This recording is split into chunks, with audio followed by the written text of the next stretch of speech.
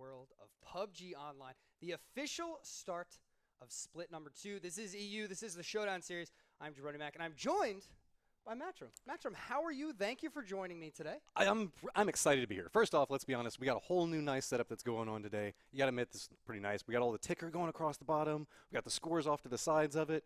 Naturally, there is also the new addition of my facial hair. Kind of figuring out if I want to keep this or not. I don't hate it, so that's important. I keep going back and forth. I look like evil Matchroom. Yeah, well, you know, everyone has to have an alter ego. But yes, today's the official start of split number 2, meaning split number 1 is over. Our top 16 has been decided. You see them to my left on screen. The top 16 here will be competing. This is actually the split 1 leaderboards. We also see a few of the teams that did not make the cut down at 17, 18, and 19 around that area. But it's exciting because now we are competing for $20,000 per region. EU gets 20K, NA gets 20K. We're starting right now. It's going to be a best of 20. Now, Matchroom, first of all, before we get into anything PUBG, how was your Easter? I had an amazing Easter. Very nice, relaxed. Just predominantly spent it with the family at home. I mean, that's the best way you want to spend time with the family. Yeah. Quiet, casual, chill. How was your Easter? It was good. I actually flew home to New Jersey. I got home at midnight last night. Got back to Houston at midnight last night. But the entire time, I'm just sitting here. I'm thinking, I'm excited. I'm ready to go. So much going on. Let's take a second. A few of the teams. What teams are standing out for Matchroom right now, going into split number 2? Okay, well, let's start off with one of the obvious ones, which is Team Liquid. Yep. Team Liquid has been very explosive since they've made some roster modifications just a little while ago. Naturally doing a great job at lighting up the kill board and anytime they get involved in anything. Naturally following that up, you've got to talk about FaZe anytime you're talking about any of these. But one that's coming in very quietly is in number 3 is Diamond Dogs. Yes, Diamond Dogs, former Penta. A team that was very consistent throughout split number 1. They've been looking really, really good. And I would not be surprised to see this team holding down one of these top three spots again in Showdown Series at the end of split number 2. And we also have to talk about a few of the teams that didn't have such a great split 1, but there are teams that could do it, like Vitality. Team Vitality, 13th overall in split number 1. And it was one of those things, you know, they were traveling a lot of lands, but now it's kind of, let's get in the rhythm. Let's get into the weekly leagues. We're back. We're not going to have too many distractions, I would say, during split number 2. And I think they're a team that could definitely pull it off, along with, of course, Avangard, which I think is one of the most powerful killing teams, killing machines, if you will. I mean, we have several teams that are inside of this little area that we're talking about, like Vitality, Alliance, Avangar, Method, these all have a very huge following. They've been around inside the PUBG scene for quite a while. So everybody really, a lot of fans for this really want these guys to perform. So coming in, starting up this new split, this is going to see how they show up naturally. Remember, all of these scores that we're looking at right now are from last split. Everything's fresh, new today. Everybody's at 0. Everybody's starting back at 0, so it's all about how they can perform and push in starting today and right now. Yep, absolutely. So we're about to get into game number 1. Today, we'll be playing 4 games on Orangel. Hopefully, the PUBG gods are good to us. We don't see any unknowns. We don't have any issues, and we can get through these games because I'm excited. I want to see them happen. I don't want any problems. And, you know, split number 2, man, it's a nuts lobby. Oh, yeah, and I'm excited to see this, and here we go. Looks like the timer is counting down, and we are set and ready to move into game.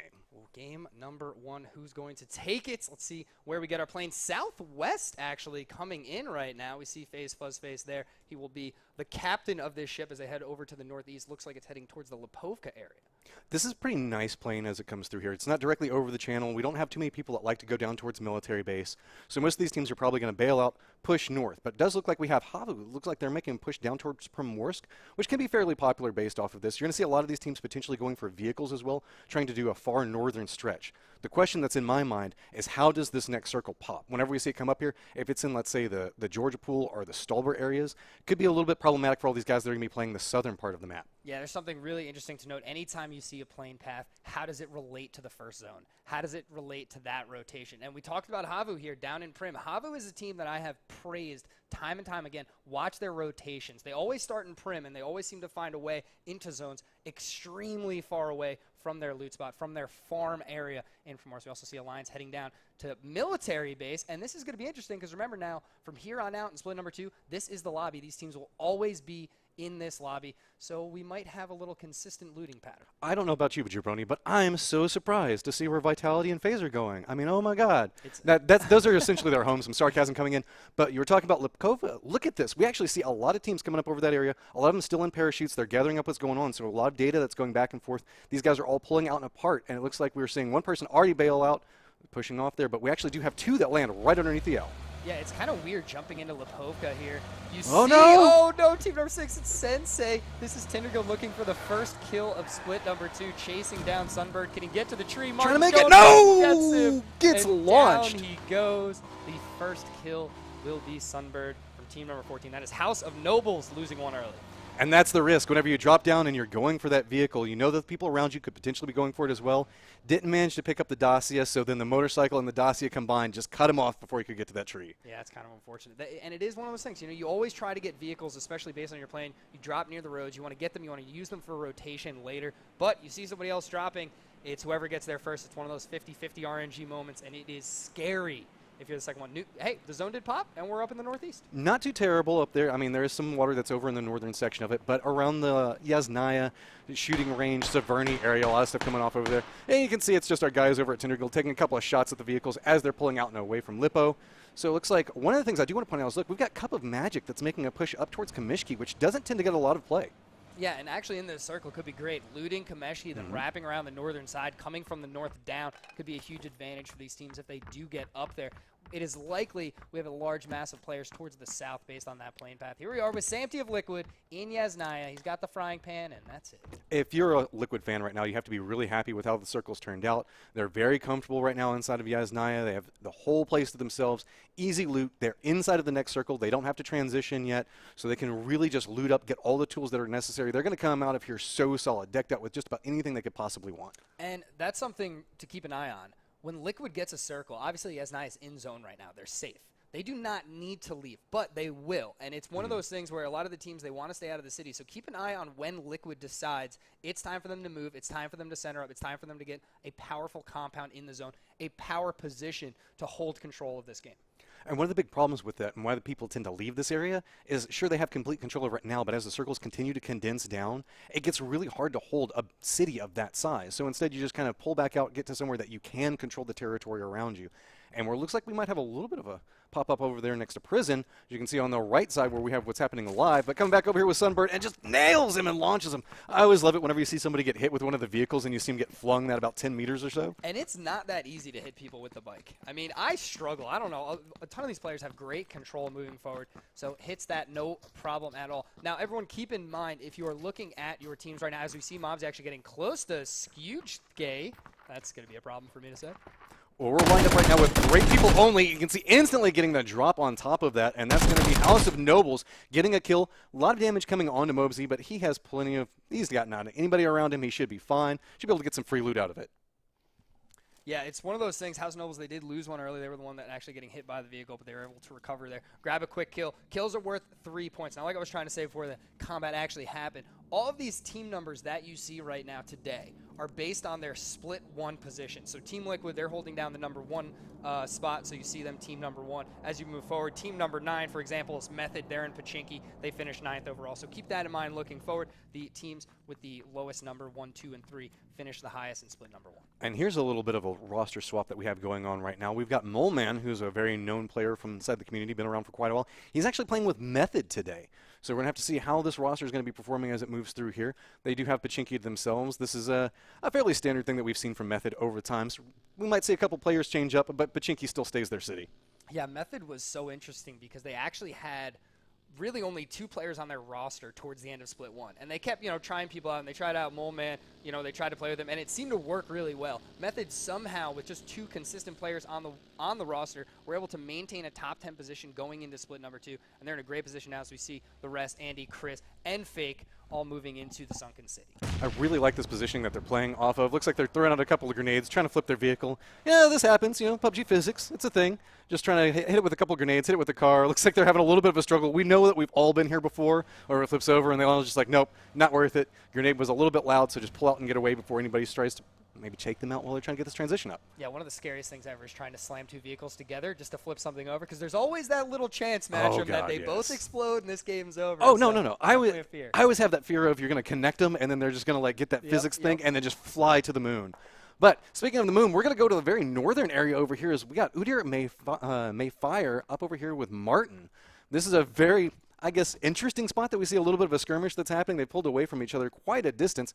The northern area of the map doesn't seem to get a lot of play inside of competitive, but this is still inside the safe circle. Yeah, a lot of the teams like to use it as kind of a rotation point. Get around the edge, get away from the busy spots of the map, come up to the north. You can loot these. And in this situation, multiple see it, as we see Exalt Gaming's Udyr Mayfire and Martin from Tindergold kind of getting close to one another. Could be a little bit sketchy for them.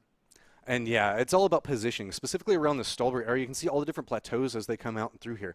We can see a very interesting firefight happen as these different teams mobilize in different spots. Each team kind of has its own preferred place to play along the Stolberg Mountain area, just because there's all the rock formations you can play, there's the different plateaus, there's some buildings that even creep their way up to the side of it. And looks like we can see that Great People Only in a little bit of a skirmish again with House of Nobles. Mubsy's trying to get out and does get knocked down there. So that's going to be Kajuti getting the kill off of that. Actually, it's going to be Sampula that gets it, but it was Kajuti that got the knockdown on it. But these two guys have been going back and forth with each other for quite a while now. Yeah, you drop in the same area, you're looking for the same vehicles, you look for the same looting spots. These teams, the split looting, just constantly going at each other close and close, just constantly competing. We see Malal a little bit to the east of that, actually moving around the eastern side. He'll be headed up towards actually NBS from Crimson, so he needs to be careful on that rotation. And this is where it starts to get dangerous, as everybody starts to make their rotations inside of the safe circle. You're trying to find the proper pathing to come through with the least amount of risk. Naturally, the more people you have alive, this is all a survival game, into the late game increases your chances of coming through. And what could increase your chances going through is definitely going to be an AUG, an 8X, and a level 3 military vest inside of that crate. Yeah, the AUG, man. Just something about it. It's one of those guns. It feels so good. It feels just like the M4. And the sound. The sound. That's what I was going to say. Yeah. I love the sound of the AUG whenever you fire it. It just it feels so good whenever you get that kill with it. You can see that Alliance Fever is making his way in here. Vitality and FaZe not necessarily in the biggest hurry, as well as Alliance. The circle has slowly started to compress in, but there's no inherent rush that's coming over there. You can also see Havu's on the outside there.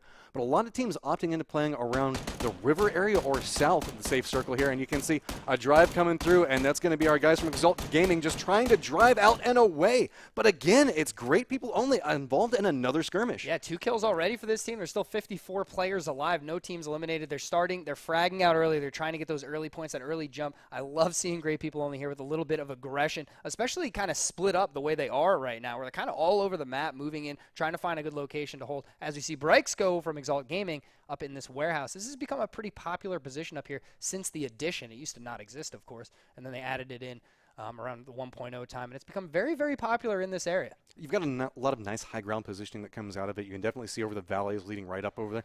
And looks like Cup of Magic, after leaving Kameshki, is in a little bit of trouble here. Looks like he's kind of caught himself between a rock and a hard place, trying to get the shots off on this. Cup of Magic does get a down onto one and lights up another one, but he does go down there. It's going to be Taylor off to the side that gets that down on top of him. He's crawling out and away. Remember that all the rest of the guys that are in Tindergold right now, they don't know how many people are here. That's why they're playing this a little bit more cautiously. See, they're still lined up and they're not chasing down the kill yet. Taylor's trying to look on the outside, see if anybody else is going to come in. But there's nobody else here. Cup of Magic is as good as dead. His friends are not going to come for him. They are nowhere around him, to be honest. They are way off in the distance over there, much more centralized. Yeah, that was kind of weird. Tindergold kind of wrapping around the compound there. It's almost like they overextended during their parking job. So Cup of Magic did have a chance. He took some shots, but was unable to survive. As we do see Andy Pyro running over at Mumino of Avangar somewhere on the map. And that looks like that's going to be on the outskirts of the map, outside of what we're directly looking at here. We also do have Vitality finally coming in. It looks like Alliance has managed to find their foothold that they're going to be moving to. So we've got Monkey making a slow progression over. You can see Alliance off in the distance. They did get a little bit of a foothold out and in front of them. So Vitality's trying to get a little bit of sights, figure out which one of these buildings may or may not have people in them before they hard drive in. This is kind of a little bit of a change to a meta that we've been seeing occurring more and more. Instead of just hard crashing buildings, stop on the outskirts, try to gather some information, and then try to make a much more logical push after that. I really like the progression of play coming out here. Yeah, and it's so important. Like right here, they're seeing Alliance moving in. They understand that compound is now conflicted. They cannot go there unless they're looking for a fight, with Shiv kind of actually heading in that direction, kind of teasing it a little bit. And it's all about gathering that information. That's going to help you later during the rotation, during the movement phase. Get as much information as you can. There's a lot of shots actually coming from Alliance onto Vitality, so they do need to be very careful here. Well, this is all about just trying to get some level of control. You want to make sure that nobody comes and encroaches inside of your area. Alliance is just throwing out bullets, if anything, just to try to keep everybody out and away. This is where a little bit of an attrition battle can come into play, as everybody's kind of taking shots at each other at these long-range positions. Meds, helmets, armor can all get burned down very, very quickly here. Also, ammo, naturally, the longer you get caught up in these skirmishes, could deplete your natural resources that you have inside of your ammo. And, yeah, might as well take out a buggy, take out the tires, but Vitality is already long gone from that position. You can see Monkeys flanking around. Looks like they might be crashing off to the side of this. No, it looked like they were making a push towards Yasnaya, but that's a little bit too dangerous at this point. But any path in front of them is going to be very, very risky for them. As you can see, Liquid's already posted up in multiple positions right now. Yeah, it's kind of dangerous for Vitality. They're going to move towards the yellow buildings, I think, on the eastern side of the lake there, see if they can hold that down. But up here with Crimson, they're kind of moving through the fields, looking very stylish, I may say. Whatever you're head here. I mean, they're named Crimson. You got to wear the red jackets if you're Crimson. It's coming in. Lockwood representing the team as he crosses out and over. They do have themselves a nice little bit of terrain that they can play off of, but it looks like they're definitely wanting to push out a little bit more, get some control over maybe some buildings around them. You can see those rocks that are right off to the left of the screen. A lot of teams really like to play in that general vicinity because you can step up, take some free fire off of it. New Circle has populated, and it looks like we are getting a Stalber or Yasnaya game. Still have a little bit of that lake in play, but this is where it's going to start getting really rough. All these guys that are on the western portion of the circle are going to have to cut through team after team to try to make it over to the safe zone. Yeah, we talked about it a little bit when we were talking about Liquid. There's a chance here that a lot of these teams start crashing Yasnaya as the circle gets smaller. It could become very, very dangerous. They may need to get out now before they end up with a lot of fights in the future. Vitality did set up, as you see in the yellow buildings on the eastern side of the lake. Their Alliance did crash Yasnaya, so that's the decision to make. But so many teams out to the west, they all have to come east. They either have to take the bridge or go on the northern side, and all there is up there is a little mountain with a ton of cover, so a lot of teams can get very close to one another. And we saw Liquid that was very separated earlier. Remember, we saw some of them that were in Yasnaya, some of them off in the distance. And wow, look at these shots coming out from Fever. So far away, just getting drops from this, trying to line it up. Managed to get another nick onto that. So a nice position coming out of there. They did manage to get their foothold of control, and you can see that's Jims that's going to be driving out and around them. Looks like he's going to try to regroup with the rest of his team on the other side of Yasnaya. Yeah, Jims actually, I like the rotation here. Get around the east. I wouldn't even crash. They may crash towards the hospital police station area here on the eastern side. It looks like that's where they are, as you see Samty in this location. It'll be interesting to see if they decide to stay here and hold down this position or move to the north. It looks like they may go to the north and get a more powerful, higher, more sight line position. And it looks like we saw a little bit of control coming out there. I really like how Liquid was playing that. They were on the other side of the river. They had some control points posted up over there, and then they regrouped, and now we're pushing back into Stalbert itself. So now we're coming over here with our guys from Tindergold, got up into a little bit of a fight with Diamond Dogs. You can see that they were in third place over there. So Lux managed to line up some good shots onto Martin, instantaneously dropping him. Off in the distance, though, you can see that Tindergold is coming up back behind this. They're on the other side of this hillside. I don't think that they're going to try to push this. Yeah, they're doing a full-on retreat back. They realize it's just a little bit too risky to come out there as Martin does get taken down. You know, at a certain point, you got to back off. They didn't like the fight. They didn't like the position. They got 2 players down right away. So the 4v2, let's back off. Let's get in the vehicle. Let's get in the circle in a different location. Let's stay away from Diamond Dogs. Former Penta here, team number 3. You see Luxno and Simzu Doom. They're up north. And look at how nice it is to be up north right now. This is what we talked about. A lot of these teams wrapping around the northern side. It's a nice place to be. Kind of move down. Once you get to the mountain, it becomes a little sketchy, but there's so much area right now for Diamond Dogs to play with and kind of move around. They're very safe going into this next zone. There's a lot of interesting decisions that can be made by the teams right now. You can see some of them are moving into the foothills of Stalbert itself. Everybody's trying to avoid the, I guess, the plains area where you have all those hay bales that are just south of Yasnaya, and everybody's just trying to pull out and trying to get some level of control in that general vicinity. But with 49 people still alive, oh my lord, that might be a god crate if I ever saw one. And we saw somebody drive by it, and Havu's going to come up here. Let's go, Enzo. That's okay. Enzo, that's my man. What do you want to do at this point? You know, he's just got to be like, oh yes. All these teams are out driving past him. We're going to see pretty easy positioning. It looks like since Liquid did reposition out of Yasnaya, that's going to allow everybody else to kind of get a little bit of a foothold in over there, as it's going to be random that's making landfall. Yeah, it's actually nice to see Havu kind of moving in late, taking the southern rotation down, getting into zone here. This is the team I talked about. Their rotation's just fantastic. I love the way they move. They get into the zone. Nobody's down. Nobody's taking damage. Everybody's feeling good. Stop and get a crate on the way. We have our vehicles. We have a nice spot, a nice open location where we can get a ton of information. No one's going to push on us without our knowledge. Off in the distance, you can see that's Pony Rider from Random. Looks like he's going to be meeting up with the rest of his teammates. Havu do see this, but not necessarily the biggest stress. We've got to do the little bit of trade back and forth, make sure everybody's set and ready. And don't take the shots until everybody has all the gear prepped. That's one of those little rules that you got to make sure you keep an eye on.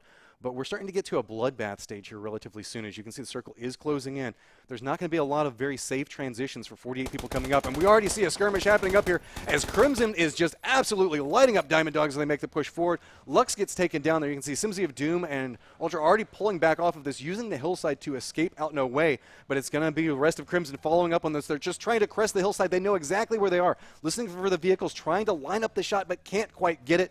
Opt into retreating back and regrouping, not worth the risk of stepping over that hillside. Yeah, Diamond Dog's actually moving all the way into Stalbert, trying to get a foothold in there. It was kind of strange. I didn't think they would take that kind of position, holding down the outside of the zone. I thought they'd be a little more patient, but Crimson was actually up in the northwest of it, waiting as soon as they arrived. So they were in a little bit of trouble once they showed up.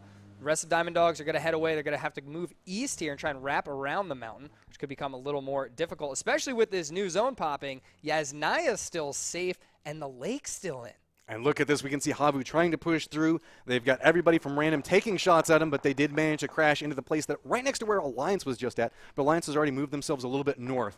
This is where it's going to start getting so risky right now, Jabroni. Look, there's so little real estate that we've got that lake that's right in the middle of that. We might have to see a couple of people crash into that, just trying to find some form of safety inside here.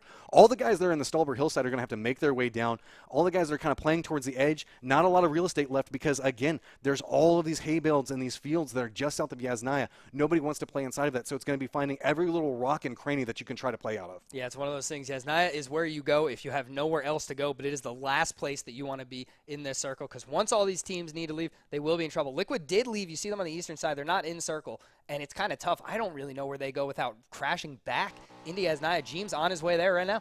He's decided he's making the executive call. You can see that he's doing a little bit of scouting for the rest of his team. They haven't necessarily lined up, started moving this way yet, so this is where the risk comes in. He's got to try to find somewhere that he thinks is unoccupied. The moment he starts having bullets come his way, he has to reposition out, but fortunately, he does manage to pick somewhere that is going to be safe, and now you can see reinforcements are now flooding in back behind him as the rest of Liquid's coming in approach. Yep, so they do have a position that will hold down the apartments on the northeast of Yasnaya. I love it whenever people take their motorcycles inside, park them, because you never know where the next circle is going to be at. Got to be careful with it. You don't flip yourself and kill it, but you can pop it back up, position it to where it's right outside that door, so that way if you have to come out, you hop on the motorcycle and just cut and run if you need to. Yeah, absolutely. So I talked a little bit earlier about how safe the northern side of the zone was, but with this new circle, it is now a horrible place to be. All these teams up on the hill. Crimson, they'll be the furthest north team. Right south of them, FaZe. To the east of them, Diamond Dogs. So a lot of these teams are going to hold down a very, very close position, and you see kind of a vacant area just north of Yasnaya. That's all open. So no team can really go hold that down. So it's very split right now, teams of the north and teams of the south. And this is where it gets really, really risky. As everybody's kind of lined up, they've kind of seen some of these transitions because, these guys are playing different points where they can try to gather information. They kind of know how everybody is positioned around them. Everybody's within about a couple 100 meters of each other now. Definitely a point where you can potentially knock down somebody. And, hey, look, we've got some gun skins popping up there. Got the bright orange showing off of Jinty there. That's it, man. The gun skins. I opened 15. I got all of the beige ones. I got 15 beige guns. I was very upset. Well, at least you got the anniversary one, right? So yeah. At least you got something out of it, so not the worst. I have a scar I can actually use. That's good. Now it's just a matter of if you want to use the scar. But here we go. We've got the circle. It's compressing everybody inside. You can see that Tindergold's still on the outside, and they're going to have to push over there next to Diamond Dogs. Guys from Crimson do look like they've got themselves a little bit of a home up in the northern part of the circle.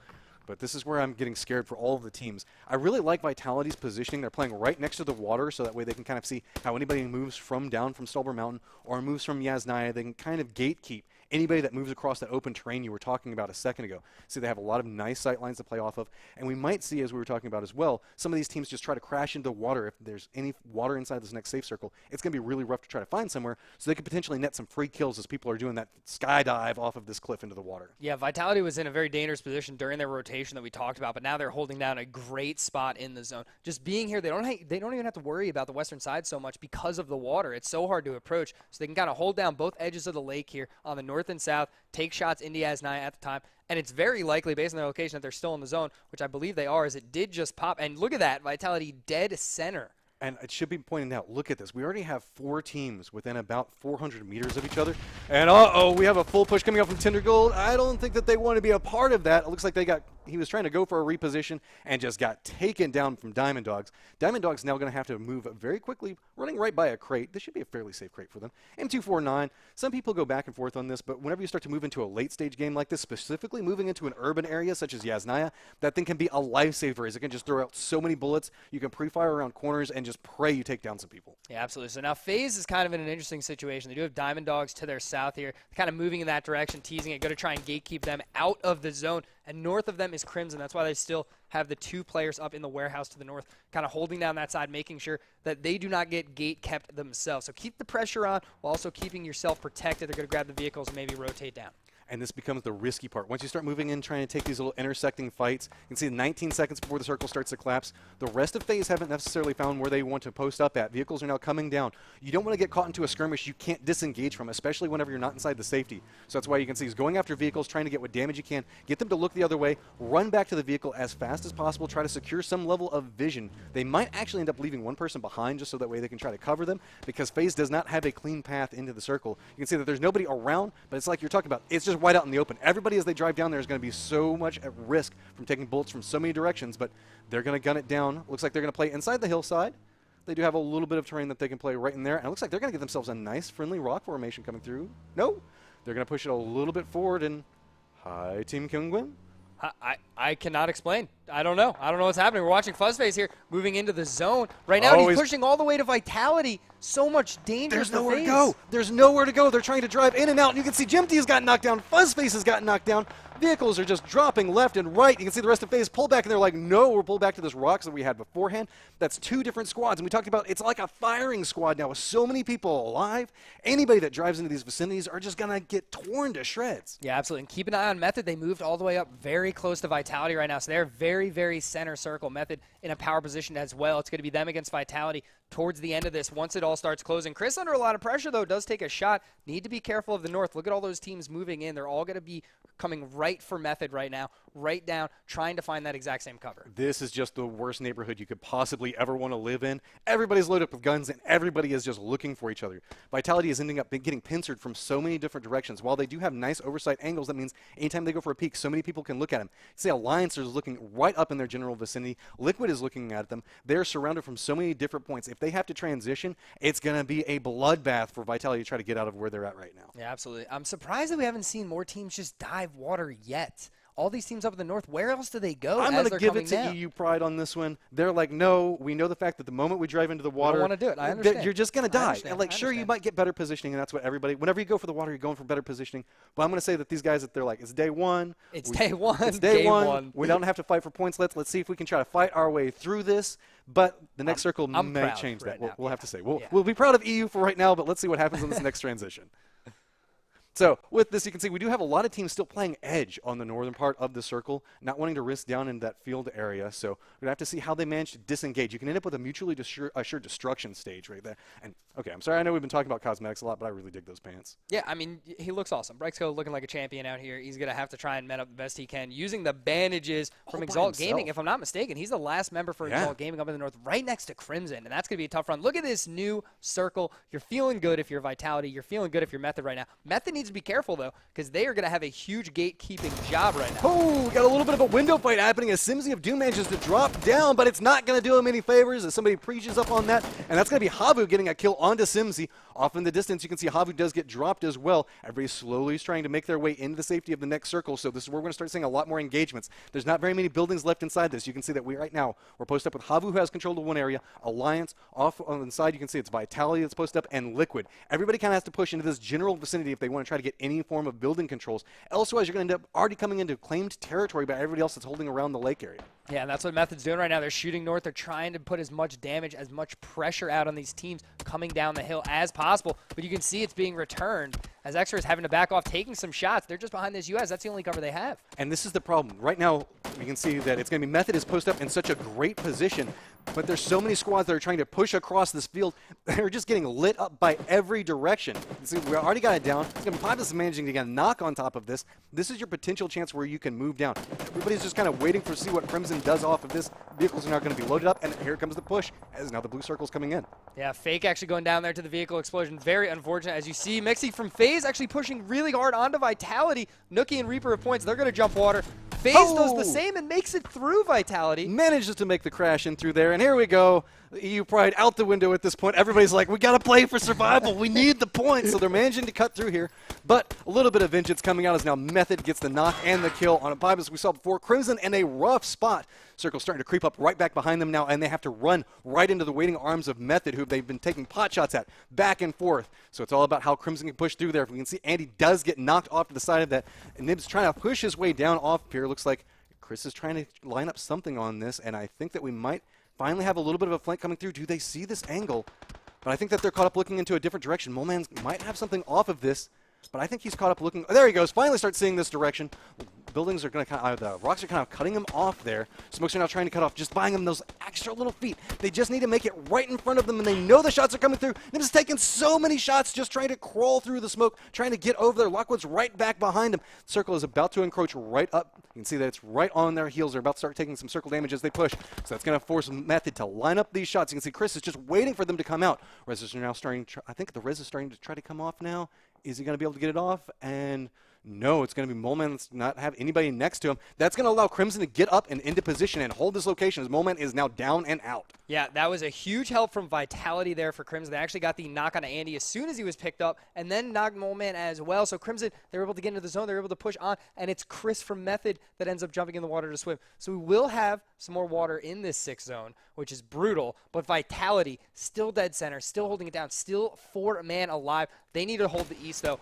Liquid, they will be on their way soon. Diamond Dogs will be on their way soon, and so will Alliance. There are so many squads that are about to do a hard push over to where Vitality is at. At this point, you have to wonder, how many resources has Vitality had to use inside of these long-range skirmishes that have been going on? You can see that they've been having to take a lot of pot shots. They haven't been down too many times, so they should be fine on meds, but they've been having to use so many shots. And here we go. Popping off over here on the side, we can see Random is trying to push forward into Havu. Got the ghillie suit, and so we saw earlier, get that God crate.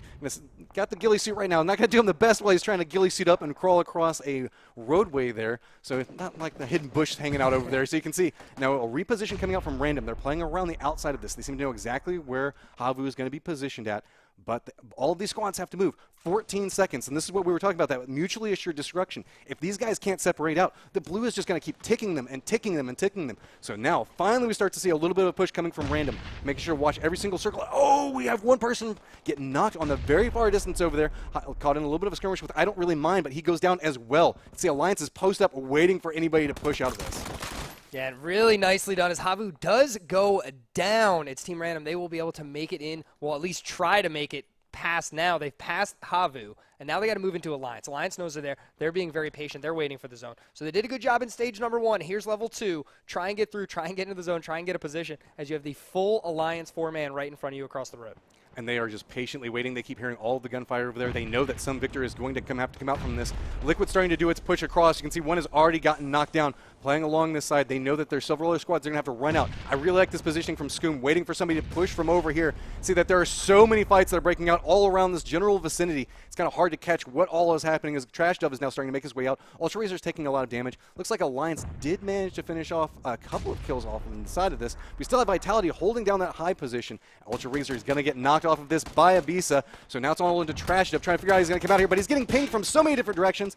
Going to go down to Scoom as well, holding that strong forward position off of it. Finally going to get the break so Liquid can start to make their push forward and into the safety of the circle. Yeah, Scoom actually safe right now behind this rock in this tight little position. He's going to try and hold it down the best he can. Crimson may be able to get an angle soon. They are in the north. They're looking for shots. Vitality doing the same. They see Ibiza taking the shots. He goes down very, very low, but it's still Vitality dead center, still 4-man up. Oh, and Ibiza going ahead and letting the blue take him down, deny the kill out of it. But no, he beaks back around and is going to give the points over to Monkey. He's going to get the kill off of that. So that's going to leave Scoom off all on his. Oh, no, he's got another teammate over there with him. We're down to 20 people alive, 8 teams up and active. And it's all around this hillside. As you can see, everybody is just peeking around different corners. Another member of Liquid going off on the side here. It's all of our guys down inside the water and how they have to push the position up. And finally, we get a circle without any water in it. And it's going to, again, favor Vitality. Yeah, these teams are going to go from 8 to a much smaller number very, very soon, as all these players are going to have to try and get out of the water, see what they can do. Team number 12, that's Alliance. They're in the south, still alive, still up, still looking pretty good. They can definitely contest with Vitality in this later zone, but Vitality still feeling the best right now, still 4-man up. They have the height, they have the zone, they have the cover, they have everything in their favor right now. But look at the path that Vitality can, that we can see how they're holding this up here. They don't necessarily have the clearest sight lines down on this approach from the south that's coming through. I say that, but you can see that a lot of shots are now coming out from multiple angles as Crimson is taking some shots over towards Vitality, getting the knock, and looks like he's going to crawl over there, but we might see a potential res coming out of there. Alliance under a lot of fire from multiple angles now as Vitality is also getting a little bit of a push off that, a solid grenade coming down off of that hillside to get a knock for it. Can you explain this to me, Matcham? Look at the mini-map, bottom left, team number 2, that's FaZe. How do 2 men get out of the water? They are now going to compete in this game. They are now going to contest over here. They're going to be able to move up with cover, moving to the zone. You see Luke going down, so it's all up to Mexi now as the last player on FaZe, but he did manage to escape the water and play this one. I think the fact that he was just listening. If you do a good job, you can hear all the firefights that are happening around you. Use that moment. Try to get out. Don't wait until the very last second. Try to pay attention to your surroundings, as surroundings are going to go ahead and take down Scoom there as he gets. I think that's going to be the last member from Liquid that does get eliminated. So I'm going to say it's all about these strong position points that are coming through. Alliance slowly making their way up off the side. Mixie has managed to reposition over next to those trees. He can see everything that's happening.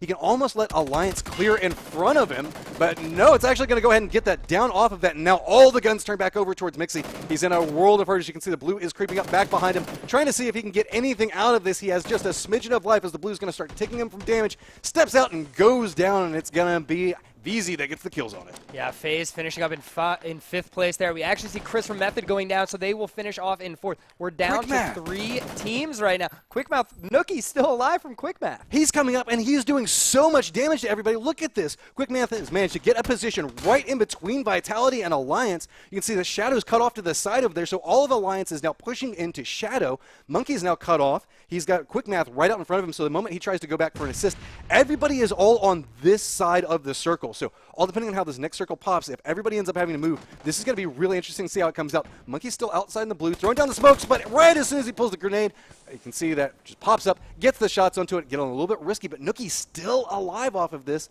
and off in the distance, Shadow is still hiding out. You can see all the members of Alliance just flooding around him right now. That's always so nerve-wracking whenever you hear all of this going down. He's just holding down this back position. See all the run around the building, and we do have the next circle that is up, and it looks like it's going to be wide out and in the open, Jabroni. Yeah, this is where Shadow lives now. I'm amazed with the push by Alliance here from the south. They're able to get across. They're still 3-man up, put so much pressure onto Vitality while other teams were doing the exact same. So Vitality down to just 1. Alliance moving out. They're trying to be aggressive here, trying to get a hold on this zone, and they do. 2 players now in, but they need to be careful because we do have 2.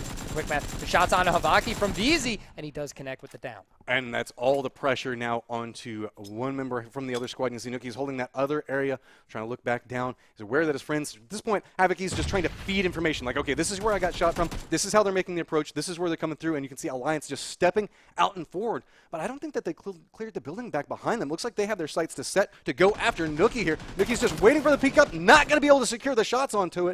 And so with this, that's going to be the end of the round. And I think that's going to be Alliance netting a ton of kills out of that. And yes, VZ coming in with a strong 7 all by himself. Sigzy following it up with 3, and Fever getting one of his own. That is a wild, wild game there for Alliance coming out on top. I mean, it was stacked against them 100% when they were in Yasnaya, trying to move up to the north, trying to get to where Vitality was. But they were able to do it with the help of the other teams, all putting pressure on Vitality at the exact same time. Monkey with 5 kills for Vitality. They're feeling really good. I'm amazed that they were able to pull it off from where they were from. A great game 1 to start off the Showdown series for split number 2. And, you know, Matchroom, we have 3 more here today. It's going to be pretty heated soon coming up. Oh, yeah, I was excited about that round. One of the things I think we need to talk about is phases transitions and how they did such a great job inside of that. You saw that a lot of these teams that ended up in the top 5, they had to do some smaller repositions as they went through, like they had to do some early round readjustments. Right. But FaZe had to readjust. That point where you even talking about they had to go into the water at a certain point and fight their way back up onto the land and manage to net themselves. Sure, it's not going to be like the best of spots, but they managed to get themselves into a 5th place spot whenever they should have gone down way earlier than that. There was some wild rotations in this game that it was on a few occasions I thought teams were dead. I was like, oh no, they're just dead. To start it off, there was Vitality moving in where we were looking at them, we're like, Vitality, you're in a tough spot, trying to move through in between, trying to get to those yellow buildings, and you felt the pressure from the teams around them. You knew that they were going to be under fire getting it, but they got in, and all 4 players there were able to set up. And then moving forward, we saw Crimson coming from the north. Moving on to Method, we're like, Crimson, this is a terrible run. Running across an open field, tree to tree, trying to get into the zone, trying to find a safe place. But with the help of Vitality, they were able to make it as well. And you saw that Vitality was so loud inside that they were trying to make sure that anybody that aggressed on them, they tried to take down. The downside of that is they were trying to, sure, they had the control over their directed real estate location. They were like, this is our spot. You can't come here. Shoot anybody that comes near there. But that meant that everybody knew where they were at. So as people started managing to make it across those little fields, trying to get just close enough, made it to where everybody was gunning for them. And they did a great job of staying alive for as long as they did. You saw that they managed to secure a very nice position inside of that. But, I mean, Alliance also had to do a lot of very hard rotations coming through, specifically crossing streets whenever we saw that there were so many squads posted up around them. And they managed to come through with 4 people alive for so long. That's such a solid performance and awareness and making sure to just murder everybody around you as you make every single one of those rotations. Yeah, that's definitely a well-earned win for Alliance. They're 11 kills in game number 1. Huge for them. And I think, you know, the story right now is Alliance taking first, Vitality in second. I think that was very important. Method somehow coming in 4th in that game. They were under so much pressure, they lost everyone. Chris jumps in the water, was able to play the water, escape for a 4th place, and FaZe, of course, grabbing that 5th in a wild rotation, just taking the bike, jumping off the cliff, getting in the water, and then playing out. And Mixie being a little aggro, being aggressive when he comes out, looking for kills. Well, another person we should probably talk about is going to be Quick Math. They came out of nowhere inside that. Remember, they got 5th place inside of the last split. So they were also in one of those positions where they were forced to play the water, and they managed to slowly force their way back up and then get involved inside of the fight. And again, net themselves a great position. I really like how we're starting to see teams figure out how to disengage out of the water, pay attention to what's happening, and then be able to come back in. And usually it's like a death sentence. If you jump into the water, everybody's just going to kill you right as soon as you try to make it onto the beach. This time, there was so much violence that was happening around Vitality. We saw a couple of these teams manage to figure out how to make use of that and get some type of foothold to come back into the game, which usually never happens. I know, and it's actually kind of refreshing to see that it wasn't a, you know, I give up. I'm jumping in the water. I'm going to swim. I'll get whatever replacement I get. It was, no, it's I'm in the water now. Like, how do I get out? How do I use this to my advantage? How do I try and turn this into a better placement? And that was great to see from these teams. And I have to say, shout out to everyone from EU. Shout out to all the EU players because you guys did not commit to the water early. And that makes me happy. And I really like that because there was a position there where I was like, these teams should be diving water, and they weren't. And I like that a lot, and I think they deserve the props there. Now, that was game number 1. We have 3 more games here today. Then, of course, we have 16 more over the next 4 weeks. We also have NA tonight. So what we're going to do is we're going to take a little break. We're going to pop back here for game number 2. We're going to get all the teams back in. It's going to be exciting. I mean, wild stuff so far, Matcher. Oh, yeah. Only 3 more to go. 3 more to go. And on that note, we will be right back.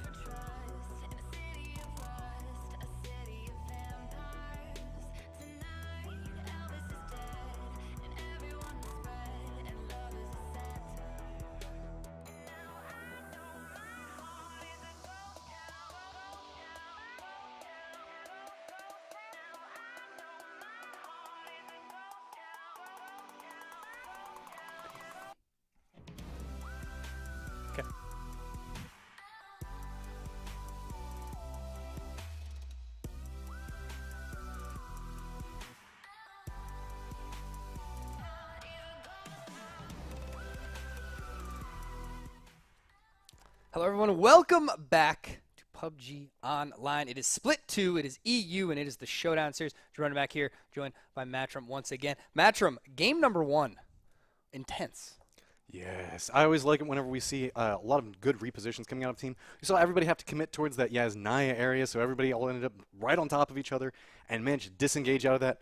So many kills coming out from specific players. You can definitely tell who had the hot hands with the guns today because they, like what we saw, one person with 7 kills inside of that. Yeah, that was actually VZ. So right below us now, in the future, this beautiful thing right here will be done by our admins after each game. Of course, the leaderboard will be updated at a later date because takes a lot to put in all the numbers. It's a long time. So this is still the split 1 leaderboard. But down below us here, this is the split 2 stats. VZ now leading with kills with 7, Monkey with 5, Lockwood with 4, and then of course by team as well. See Alliance grabbing 11 in game number 1, Vitality 7, and Method 6. And then of course you have wins as well. So you'll see all these stats update as we move forward, going into the 20 games that they will play in split number 2. So Matrim, if you're Alliance, you're feeling pretty good right now.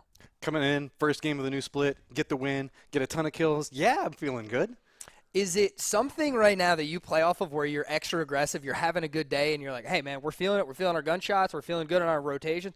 Let's go center. Let's commit. Let's go extra effort right now. The riskier plays, let's go grab our wins. I don't know. I think that if I was playing on that, I would just go with whatever worked last time. They went for a very slow transition phase. They've tried to avoid as much risk as they could coming into it, trying to make sure that they secure the points that they really wanted out of it, and it pays off. I think that they were making sure to cover each other very well, specifically playing around inside of that urban environment. We saw them hold different angles from every different point. Absolutely. So that way one person would move and then the other people would kind of watch, make sure nobody could take shots at him.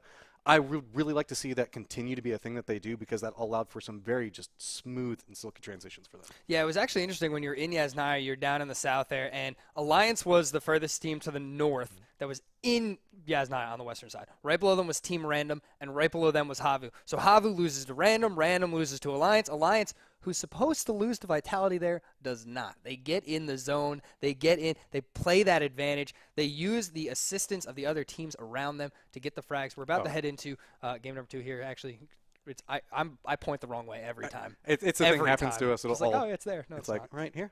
Ah, there we go. Close enough. Actually pretty good. All right. Now, one of the things I did want to talk about was kind of heartbreaking with seeing Liquid. Yeah. Liquid had that position. They got caught into that skirmish with Vitality. Vitality knew exactly where they were. We saw Scoom pull off out of that, I guess, that northwestern section of Yasnaya and move along the wall and hold it and wait for anybody to come out to take some shots at.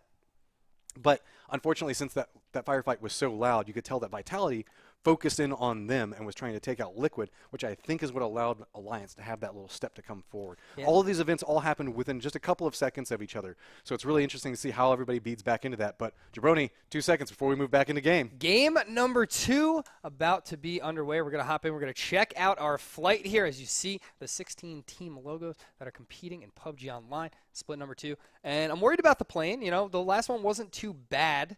Hopefully this one's a little nice. Well, all right, southeast, but we are going to go over pretty much center here as we move towards Severny, up towards the center of the map. So it should open pretty much a lot of the map for And we players. have Alliance and FaZe already jumping out of the plane. We actually know exactly where FaZe is going to be pushing to. They always go. They didn't need to jump that early, though. That seems kind of... I might as well. Just go ahead and push it over there. We're already seeing Vitality come out of the plane. The plane path is pretty friendly, all things considered. So naturally, if you want to go towards Georgia Pool, you potentially can. You potentially do the Trash Gatka if you want as well. Really, it might just be hard to get over to Primorsk if you wanted to go in that vicinity.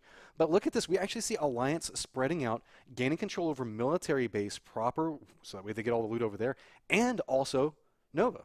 I'm surprised that we see Meta over there in Novo. That is a little... I mean, with FaZe jumping when they did as well, you see them popping out. I'm extremely surprised that Meta committed. And he was like, I'm actually just going to go to Novo as a solo player. I mean, they're splitting loot. Obviously, military very friendly when it comes to loot. It's one of the best places you can be. But if they feel they want more, split it up, take Novo too, send one player over there. I don't hate it at all. Once again, Method taking over Pachinki. Liquid we see up in Yasnaya. What is going on? We got some school violence that's happening over here. As you can see, Tendergold is kind of posted up. That's going to be Martin. He's firmly surrounded from different points. You can see that it's going to be great people only posted up off to one side, but there's actually another squad just off to his right. That's going to be Random, as you can see.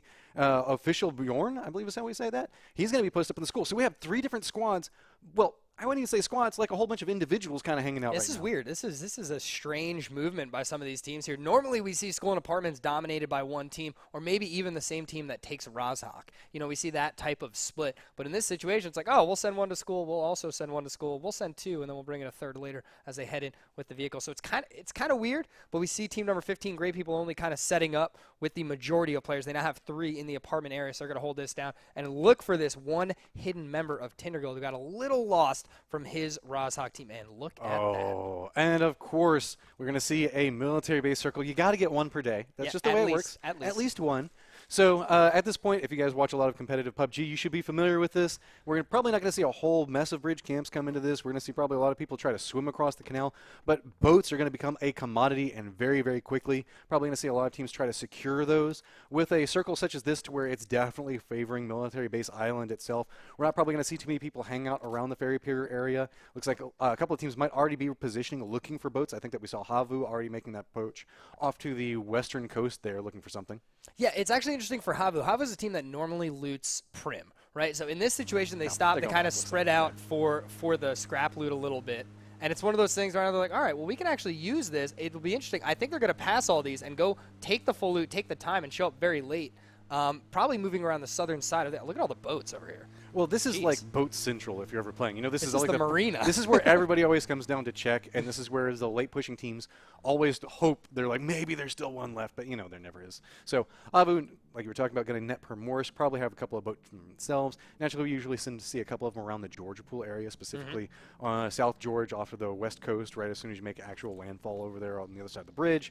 And yeah, it looks like Habu's just stick to what works for you, right? You know, absolutely. If you have your set place and you know how to loot it, come back, get feeling good with it, because let's be honest right now, all these guys are probably like, oh, military base. Yeah, a lot of these teams, it's about comfort. It's about getting into a rhythm. It's about understanding, like, all right, we're going to drop here. Everything's going to feel good. We're going to have a very clean early phase in the game. We're all going to loot, no problem, no issues, move around. Everybody knows where their teammate is in the early game, and then later we talk about the rotation, we group up and we do it together. Get that rhythm, get that feeling with your squad as you're moving forward. Looks like Martin managed to disengage from everybody with Great People Only, so he's going to meet up back with the rest of his team. But you can see that as far as random, they're kind of split across. You can see that Timber's down to the southwest of him, and that little building complex that's over there. And then over in Sunken City are the other two members. So they kind of separated out over here. So it's going to be interesting to see if these two guys can separate back out and meet up with the team, because at this stage we've got 2 minutes and 30 seconds, still enough time to do some looting as you want to, but Timber's probably looted most of this at this point.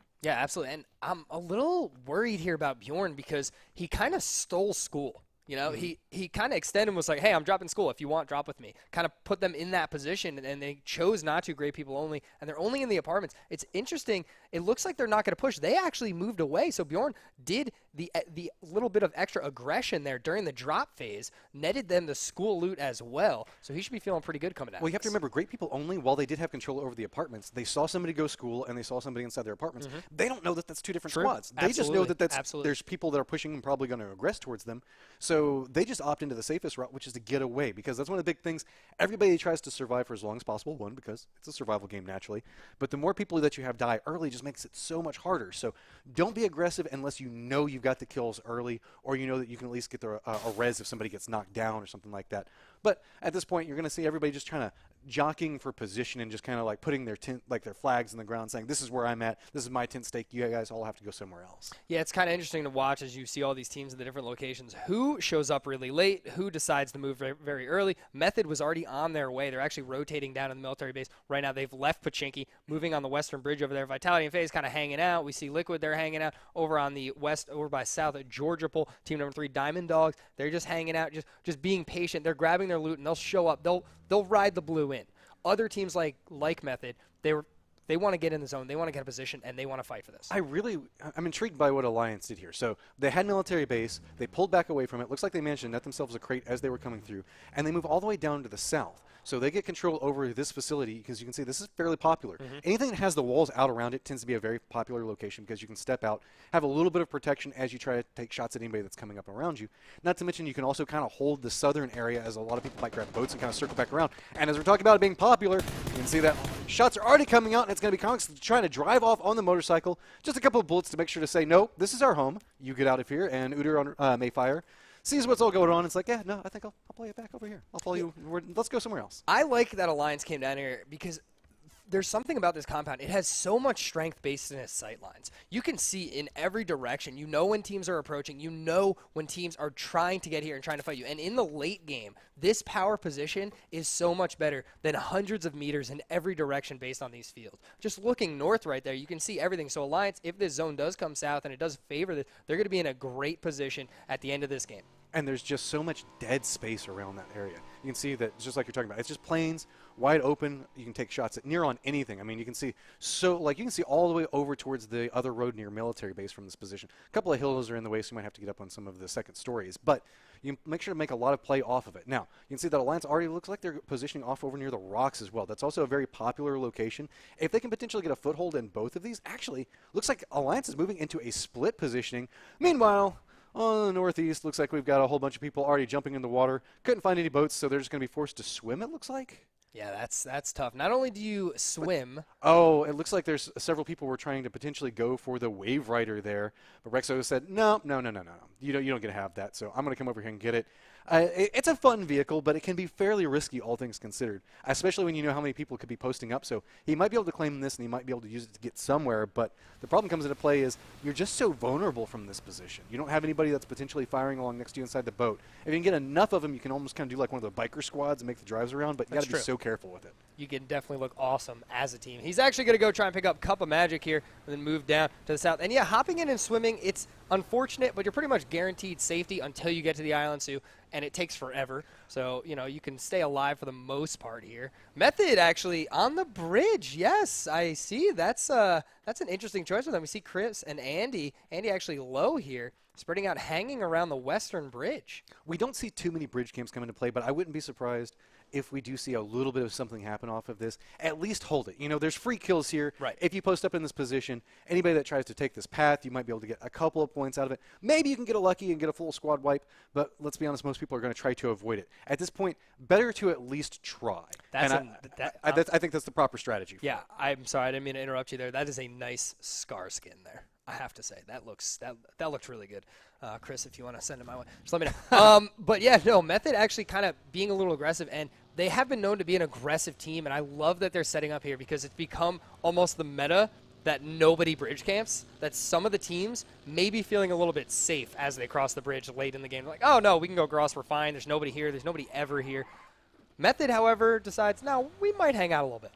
And, I mean, the only risk to it is the fact that you're giving up positioning later. Mm-hmm. So I like this adaptation. They come in, they hold the bridge for a little while, they realize, hey, nope, let's not be a part of that. Let's go ahead and get our positioning post up. Meanwhile, over on the eastern bridge, there are several squads that are all collapsing down near each other. You can see Vitality was kind of holding the story right here. A lot of people kind of like to camp, if you're going to camp in this spot or on the other spot, and there's a little bit of a divot post up over there. But Liquid holding up I guess, a little bit more south than them. So we have 3 different squads. They're all trying to fight their way through this location. Vitality's playing off of one side. We got Liquid holding down the other, and it's going to be coming up back behind that is Great People Only. And man, Great People Only have been involved in everything in early games. They are all over the map when the game starts. They are just in every fight you ever look at. Great People Only, just a very electric team. As we see Vitality taking some shots at one of the members of Liquid. So they're moving across. Vitality has a nice position here as they hold the eastern side of the ridge. The problem that all these teams need to worry about is if one team gets across the bridge and they decide to stop, you are in trouble and you will have to swim. But look, okay, so we saw a reposition coming out from Liquid. They saw the fact that they were going to be running next to each other. So James runs forward, gets a little bit of control point, so that means that anybody comes out that's towards him, now he can provide some level of cover fire. But that other kind of choke point that you can play off of is where Shadow is up right now. This little divot is ridiculously strong for holding down this area because you can take anybody that tries to push out and across. Really, the only thing you have to be afraid of is people like drive by and start trying to throw grenades down in the little divot. But then you can even still pull back out and make it into the water. So looks like James is going to pull back a little bit further. But meanwhile, the rest of his squad trying to figure out how they're going to do this because, again, there are so many people posted up on this, and the rest of Liquid said, no, you just go get us a foothold. We'll try to figure out how to get across. Absolutely, and I like the play, the rotate around. It's going to be tough for them being so late here, trying to find a boat or a way across. Having to swim can be awful if this zone goes south, because you will get across, and then you will have to run. And the Blues going to be at your back the entire time. Puts a lot of pressure on these players as we see Ibiza, Santi, and the rest of the Liquid squad just getting down to that peninsula. It looks like they may have to swim across this one, and that's going to be tough. Sunbird on the way, and Bjorn also doing the exact same thing, trying to get across to the south. And on the western side, team number 6, Tindergold, still feeling pretty good. All 4 players moving towards the bridge. Got Brixico down there as well, living that wave rider life, pushing over. It looks like he's going to probably make landfall in the general vicinity of where Alliance is at. You can also probably play that Fingers area where you can see all the little islands that are coming out off over there. So going to be interesting to see how they choose to push through here. Meanwhile, we still have so many squads that are out playing the blue right now. This is... When you see a military-based circle, this tends to be a little bit more common. Nobody really wants to be super aggressive, push over the bridges. Let the circle pop. You know, if you have the stims to do it, just kind of survive through it a little bit more. Better to burn a couple of stims early than to go out extremely early. So we'll see them come out after potentially the bridge camps have been dropped. The only downside to it is they've lost so much potential positions that they could want to play based off of. Exactly. That becomes the risk of that late positioning. Yeah, and it's one of those things. Diamond Dog's a great example. You know, we were talking about, look at that skin. Replay that skin. That's what I like to see. Thank you, Sap, for showing that skin again. It was great. Chris, seriously, send it to me. No, but it's just one of those things that if you're a team like Diamond Dogs, you're all the way in South Georgia and you're trying to get down here. It's such a push. It's such a travel. They just decide, no, let's just loot. Let's just loot. Let's be patient. We're going to sacrifice our position, just like you said, Matcham, and that's what they're doing. But they are gaining survivability in the early game, and that's what they're really worried about. They're worried about trying to get to the bridge, trying to transition here. It is a dangerous, dangerous transition, as we see Havu in a nice little location, one of the more popular ones when you're down by the military base. Well, we see so many different places around military base that are hard to move out of. Claiming that those buildings fairly early, you have that wall that moves alongside and all those little dips that you can play inside of. So if you get too pushed, you can technically actually get out of there if you want to slow crawl it very, very slowly. But we're seeing almost everybody kind of playing on the western side of the circle right now. Looks like Liquid did manage to make their way out and over. I think that over near the bridge there. Got a crate coming through. AWM, naturally, it's a crowd favorite. Yeah, to run. Absolutely. I mean, you know, it's a great gun, but if you find yourself where that crate is right now, you're in a lot of trouble. So hopefully no team kind of committing to that unless they are forced to in the late game. Liquid now taking the shots to Vitality as they are the ones forced to swim across. It seems like all of Liquid did get across the bridge here to the southern side, to the military base. This is like a deadly game of Ring Around the Rosie that they're playing at each other at this point. See that one person moved forward, Vitality held their Vitality moved forward, and now they're, for some reason, it looks like Liquid did manage to get the reposition. We didn't manage to catch that on the mini-map, but you can see Vitality is just under fire right now. They know that they're in a bad spot. They're just trying to swim out. Look at how much damage Shadow is taking. He just can't come up, and that's going to be all she wrote for him. He's going to drown, and so now Rexace is trying to pop up, because this is the thing. If you keep just throwing bullets at them, they can't come up and get air. And if they can't get air, they're eventually just going to start taking damage from drowning. Yeah. And so just let them go out in that fashion. But the problem is you have to keep constant fire on them. Yeah, that's a tough break for Vitality there. They ended up deciding to swim across. They were in a position where they really needed to get to the south side as soon as possible. And Liquid decides, oh, let's go to the bridge. Let's just hang out. Let's just keep all the pressure on them right now. Let's take this team down. Let's put them in a bad position. And that's what Vitality is. How do you get out of this? Look at, there's just nowhere to go. Vitality is just they're just fishing a barrel at this point. See the shot comes through, instantaneously takes one down. Monkey's still just trying to survive off the side. He's drowning off to the right. Shiv, it looks like they might be their last hope. But remember, the circle is now coming in. They can't use meds, so Shiv just has to hard push this. Pray he can get some shots. Safety's already in a waiting position. Can he get to a reposition? Yeah, he can. Here it comes. Just Shiv, that's all she wrote for you, buddy. You tried your hardest, but in the end, just couldn't quite manage to make it. And again, we finally have the deadly Ring Around the Rosie come to a completion, and it's going to be Liquid that get the win off of it. Meanwhile, let's look at the other bridge, as it looks like we might have a couple of squads intersecting on top of each other. Yeah, that was so unfortunate for Vitality. They're 15th after a second-place finish in game number 1. Here we are with Diamond Dogs. They're finally making their way into the zone, but who is it? It is Team 11 Avangar waiting for them. Simsy under a lot of fire and does go down. This is a fight entirely out in the blue right now. Both of these squads coming in oh so late. Simsy's Doom just gets taken down. Now you can see that everybody from Avangar is like, hey, there's going to be a squad that's coming back through here. This is where that decision-making process comes in. Do we continue tanking? Do we reposition? No, we got our kill. We got our points off of it. We've already weakened them. Let's just not weaken ourselves anymore. Let's just try to make our way through. Bullets are now coming back onto them, but they should be fine. They should be able to push out and over across this. There were a couple of people that were kind of positioned on the other side inside the safety, but I don't think that they have line of sight directly on this position. There's going to be the guys up on the hill over there. Yeah, it was Method hanging out there a little bit, but no, here it's actually Tinderguild up on the western side of this hill may take some shots Avangar's way, but that's just unfortunate for Diamond Dogs there. They're just trying to get into the zone, just ended up at the same time as Avangar, and the shots coming down onto Avangar from Malaw. Malaw actually goes down. That was some nice long-range shots coming through there, and that's just going to be the breath of fresh air that they need right after coming out of the blue on this. But you can see Muminu is so... Oh, he's down. No, he's still alive over there. He had such little health, it didn't even show up on there. But Muminu is just getting lit up off to the side of this. Shade looks like he's trying to get something for him, and you can see that so many repositions coming off on the side. A lot of damage and return fire coming through. You can see that everybody on a Vanguard just does not want to give up at this point. They're just trying to fight their way up this hillside. And let's be honest, they're succeeding. We're seeing a down come through here. Everybody up on the top of this, Tinderguild's like, no, this is too hot. They're jumping in their vehicles, and they're trying to get at least a reposition back out and use them for cover. Meanwhile, a slow and steady push is coming through. They're all jumping into a vehicle trying to get away. Can he crest the hill in time to get the shots off? And looks like it's just going to be a matter of seconds that separate this. Yeah, that was wild from Avangard. They got out in such a bad position to take that fight. They just kind of hop out of the vehicles to keep the pressure on the Diamond Dog. The shot's coming out. Malaw actually jumping out of the vehicle. Malaw! That's going to be a second down. There's nowhere for him to go. He's down and out. You can see bullets are just cascading into the side of that vehicle, but 3 people still manage to make it out and away. Malaw not going to be able to get to his friends, but they have to jump out of their vehicle, and they're playing a little divot off to the side here. 15 seconds before the circle compresses in, and look at how low Taylor was on life. You know, lucky there for Diamond Dogs. They were actually able to get across the bridge and into the zone during this entire fight. So they've made it. They are now safe. They're to the east of Avangar. But Avangar, I was just saying, they hop out of the vehicle. They're not in a good position, but they're able to survive that. Here they are, Anuktiv taking the shots on a Tinderguild as they're trying to get away. Malaw jumping out of the vehicle and is taken out. That's a tough break for them. A lot of shots towards the military base right now. Oh, and there we go. Everybody has some sight lines on top of each other. Popping over here with a Liquid who finally managed to make their way down from that eastern bridge. Looks like they're going to be playing the rock face just off of the southern side of military base, and they have several people in their sight trying to line them up over and through these airplanes. You can see that there's airplane wreckage out over here, so trying to see what they can get. Actually, Alliance getting caught into a fight with FaZe as well. Everything's popping off as there's so much dead space inside of this circle that it's really hard to find somewhere to be safe at inside the safe circle. Yeah, absolutely. And when you're by this little, fence line here, you just have a little divot and then a fence, and that's it for cover. So Alliance here trying to take some shots at FaZe as they prone in that position, kind of holding it down near where that crate was. But it's how do you leave if you're FaZe here? You're center circle, which is great, but where do you go? FaZe is in center circle, yes, but they're getting shot from Alliance. Look on the minimap. Look how far to the south Alliance is. Yeah. Look how far to the east Liquid is. And they both have line of sight onto FaZe. Havu could probably look back that direction as well. Method might not have the clearest line of sight, but, I mean, FaZe is just getting shot from everywhere. But Havu's like, nah, we'll go ahead and take care of these guys that are back in the back. Give FaZe a little bit of breathing room there. Yeah, you got to help your friends if they're holding down the same fence line. You are Havu Gaming here in the southwest of the military base. Looking pretty good.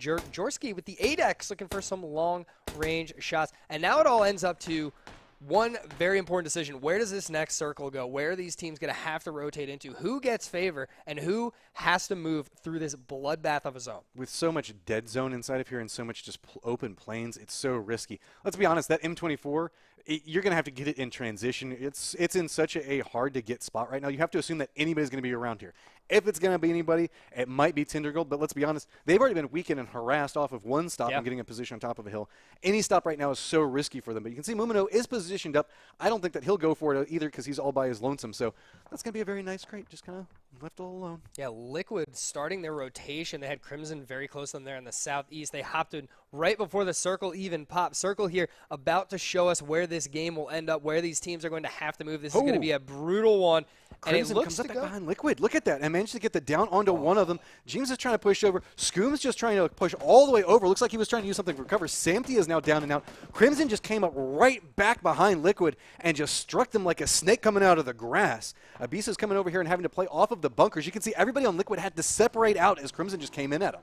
Yeah, very lucky for Liquid, though. However, they were in the right direction. The zone did go towards military base. So Alliance, we talked about how good their position was. They now have to move and head to the north. And we lost PUBG. The wonderful PUBG crashes. We're going to reboot PUBG real quick and jump into the game. But that's what happens.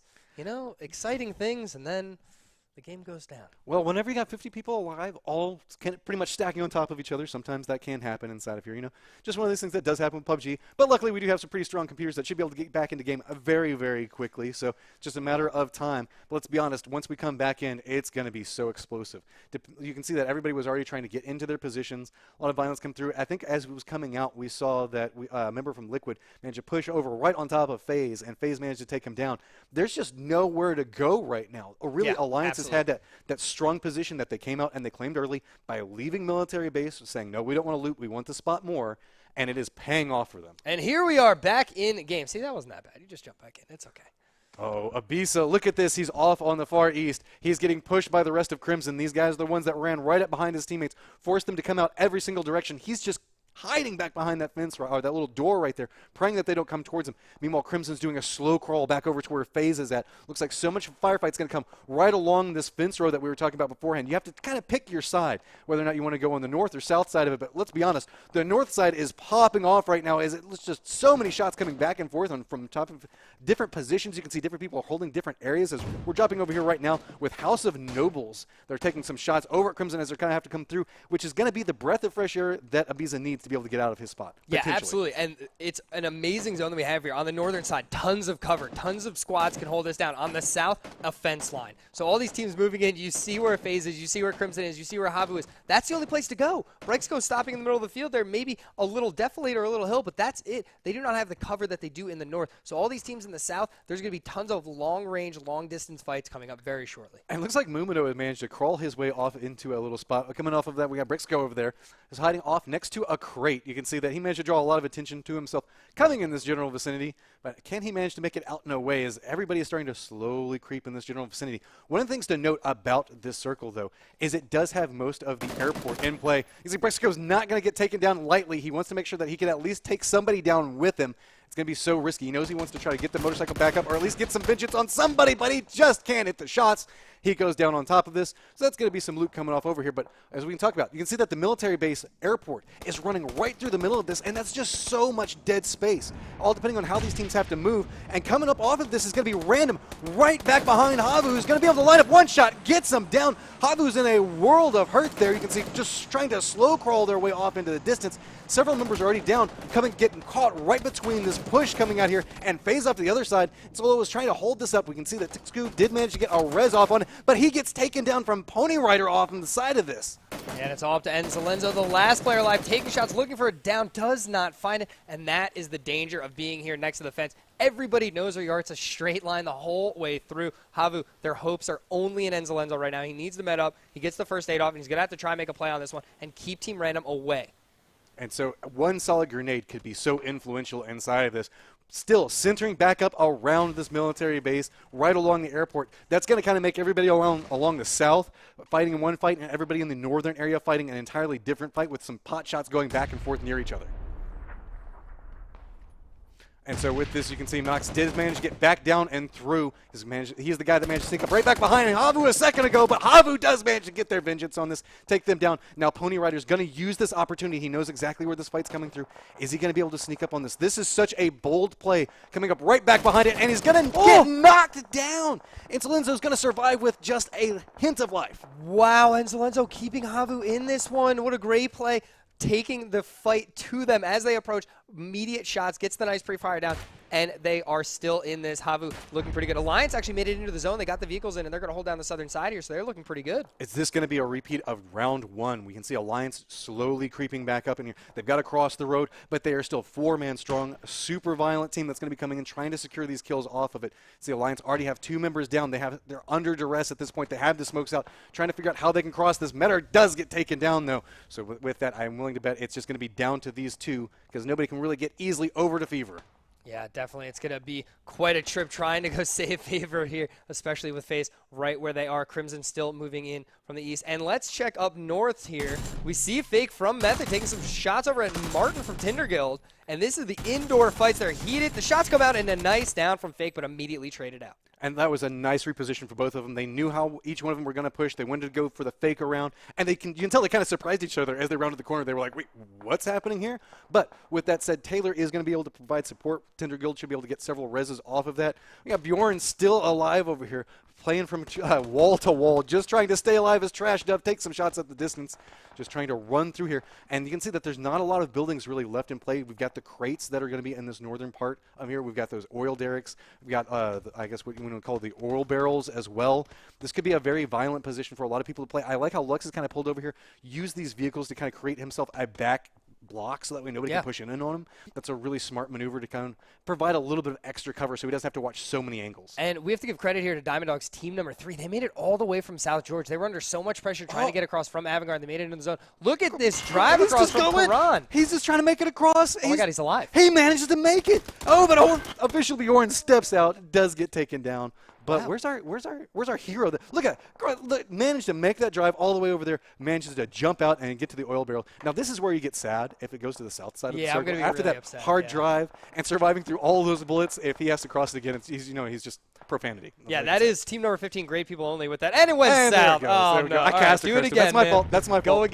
Go again. Good luck. All right, so now he just has to make that push back over there. We can see that we're over here with FaZe, who's still holding along the southern wall, still inside of play. And predominantly, they're the people that are inside circle. Crimson's just on the outside of it, and they've had a very long fight going back and forth on it. Crimson still has 3 people up, so grenades are starting to come back out. Get a little bit of a grenade salvo coming through here. Remember, these guys don't have the clearest sight lines right now with all these smokes that come down, all these crashed vehicles. It's really hard to make out where different people are going to be posted up at.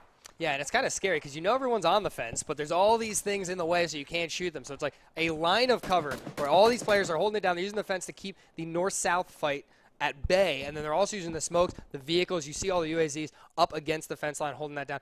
I'm worried about these teams from the north, though, because they have to go across this field. Nobody really set up. Yeah. There's nothing there. Like, if you can see in this whole area, all of these guys, sure, they can get a little bit of a skirmish going on right here, but it's just smack dab. The most northern part of the circle is just right on the airfield, and then to the south of that, there's just nothing. There's just that plane wreckage, and you can see stepping up, a long-distance grenade coming out. It's going to roll through. Oh, so close. That was a toss. That's a football throw if I ever saw one. Nuts. Oh, wait. American football, I got to say, since we're casting right now? No. All right, we're in America here. We play football. All right, so you can see it's going to be Botsman. Got a nice lineup, taking some shots over at Diamond Dogs. But look out in front of him. You can see this is the area that's going to be the safe zone. Throwing out the smokes. There's nowhere to go inside of that. You just have to hard press, and you have to pray that nobody shoots as you do. And look at this. Ultra Razor's just cutting out and across. And Corin Pasca, you tried so hard to get to this position. Can you How get is your Ultra motorcycle back alive? up? What?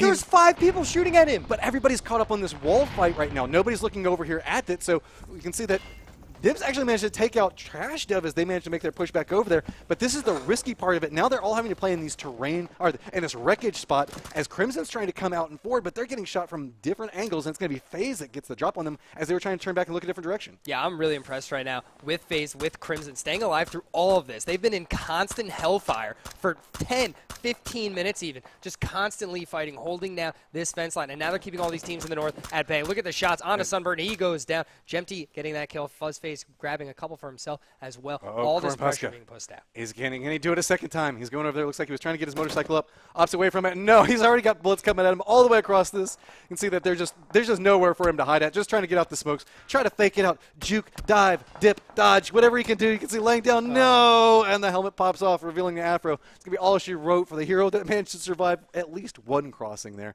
But coming back over here with Enzo Linzo, post up in a nice position, trying to see if anybody comes through. And look at this. With everybody that had to make these long-distance pushes, with all these fights that have been happening from everywhere, we're already seeing so many helmets get knocked off. We've got to be curious about how many meds have been burned through. This is just going to get real violent really quick because there's not a lot of different places to play. Yeah, absolutely. Now we're down to 5 teams, 9 players, as Quick Math is taken out in 6th place there. Havaki going down. Crimson still alive and FaZe going down. They're looking pretty good. Enzo from Havu all alone making a play, but there is Diamond Dogs eliminated in 5th as Ultra, after his bold push down to the south, is killed off. And somehow Alliance is still alive back on that southern part of the circle. They have that rock. They have a vehicle that they're posted up next to. Going to have to push out and across this. But Ziggsy, he's in an interesting spot. This area has been quiet for quite a while. You might be able to pop up here and manage to make some spoilers going on, but enough of that. Looks like we're coming out and right over here with Havu, and it looks like FaZe are stepping out and forward. And yes, that's going to be one person from FaZe getting down. Looks like they got tired of getting caught in that wall skirmish, so they're trying to step out and forward. Enzolenzo's trying to line up the shots for it. Fuzzface is already knocked down to half-life. Grenade's going to come out. Is he going to be able to connect it over there? With the bounce, it's going to get real close. The grenade, look at this dodge come through, and he does get get that knock on top of it. So that's 2 members of FaZe down. But Enzolenzo goes down inside the fight as well. So you can see only 1 member of FaZe alive. We only have 3 teams. We've got Alliance that's playing that far southern area near the car. You can see that right now it's everybody from the 1 member from FaZe is running back, trying to play damage control, trying to get this res off as everybody's just trying to crawl into the safe circle. Some bullets are starting to come out over here as Crimson's like, hey, we still got 3 people up. There's 7 people alive. This is our game to win potentially. Let's try to get a little bit more aggressive. They're starting to step out, do a little bit harder peeks. But again, look, everybody's looking on this northern side. Could Alliance sneak up inside of this? Yeah, this is pretty wild. Sigsy just crawling through, proning, snaking his way into this one. He sees Pybus but doesn't take the shot. He has to be patient here, and that's who's being. He has no cover to help him out. So the FaZe and Crimson fight will happen. Alliance going to see if he can make a play off of this one and grab or steal a win in this game. It's so hard for Fuzzface right now. He's got to push over and through this. He's got the line set. If he wants to get any form of angle on them, he has to cross onto the other side of that wall, and it's so risky. So now everybody can see that they're just trying to play around where potentially the next circle could be at. Meanwhile, the whole time, Alliance still sneaking in here as everybody's looking back through, and no, that's another member of FaZe that has gotten knocked down. But we do have one from Crimson as well, so Fuzzface might have to pull back over here. Surely his teammate should be able to get res. No! Jimpty crossed onto the other side of this and is trying to get the knocks onto everybody from Crimson, forcing their heads down. That could allow Fuzzface to retreat back off over on the side of this. Is he going to be able to get anything? And I think did we lose our? Yeah, we lost our Alliance member there. Sigsy there. Jempty actually spotting him out, getting him with the Car 98 headshots. That'll be it for Alliance. They will grab third, and that leaves just Crimson and FaZe here, taking it on in a 2v2, which might be a 3v2 here if they can get this res. And the circle does pop, and it's going to be over next to Crimson. You can see instantaneously retreating back, getting some control over sight lines. This is going to be a hard push coming up from FaZe. Jimpty does have 1 peak angle that he can hold. We can see 2 different approaches. Now, it's all a matter of how they want to play this. There could be some different ways you can go about doing this. I really like that. You can see that Nibs pushes off to the side there, gets control over that back wall, because that might be how FaZe tries to come through this.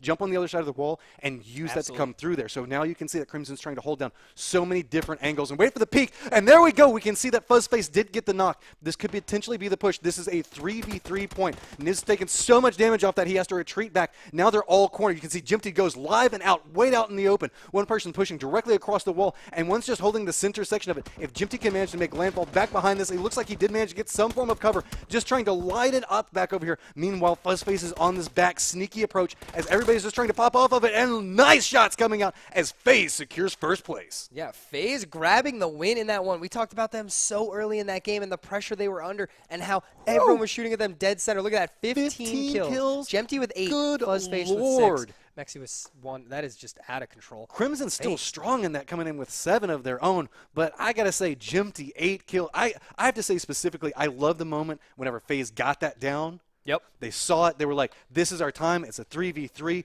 Jump on the outside of the walls. At the same time, Crimson tried to retreat back, get together, and then it was just a hard push. And I have to say, a very bold push coming out from FaZe. Abandoning cover, stepping forward. They're like, no, we know how they're going to have to come and reposition off of this. So let's step out one angle. Let's play the wall the other one and just force our way into this. Yeah, well, they get the 1 knock, and then they see NBS trying to run back, kind of looking for the support for the res. And as soon as you hit a couple shots, you're like, oh, he needs to med now. 1 player's down getting res. This is it. Let's go. FaZe guns it. They spread out wide. Jempty being the distraction on the northern side there, keeping their attention, and they were able to pull it off and clean up Crimson. And I have to say, man, FaZe was in one of the most stressful spots on the map. Oh, and it was like everyone knew where they were. Everyone shooting them. We talked about it, and we were just like, all right, this is a scary place to be. You're center, but it's terrifying. Well, essentially, we saw FaZe and Crimson locked in trench combat for forever. At least 10 to 15 minutes there. Yeah. They're having to take shots back and forth. You can see so many people had already lost helmets. They had lost body armor. At some points, it looked like they still managed to have enough meds to try to push themselves back up in there. But that was just such a prolonged fight with so many people encroaching on them. We saw how many people were also pushing down into the trench that they were holding. That I think that's one of the reasons why FaZe was like, look, this has just gotten a little bit too hot. Let's try to step out forward and get some other type of cover out here. So they stepped into the airplanes, and that's whenever we kind of finally saw them disengage a little bit. Absolutely. But another person we should probably talk about, I guess I should say, is Alliance. Alliance did get that win in the first round, and now coming in with a strong third position as well. Yeah. Alliance has to be feeling really good, and we talked about where they were and how powerful that compound could have been. And it was one of those things where they could just completely own the southern side of the military base, the military island as a whole. They would just dominate it. But as soon as that zone went north, they actually found a way in. which is just baffling to me. They got up in the zone, and they were able to keep Sigsy in this game until third place, which is huge for them. A first and a third. They have to be feeling really good after their performance so far today. Still 2 more games to go. And on top of that, how about Encelenzo from Havu? Havu pulling out a 4th there. Encelenzo under so much pressure, just in so much trouble. Team Random pushing on top of her from multiple angles, was able to win both 1v1s and then hold down a position to keep himself alive. And then when he was fighting FaZe, he gets a knock, then throws an incredible frag to not only down another member, but put FaZe in so much trouble. Had he still been alive, he would have been able to play that one off, but Encelenzo did go down in 4th. Havu Gaming grabbing a 4th place. So solid performance out of our teams. We still have 2 more rounds to go, guys. So we will be back in just a second as we get everything repositioned, and we'll be back with game number 3.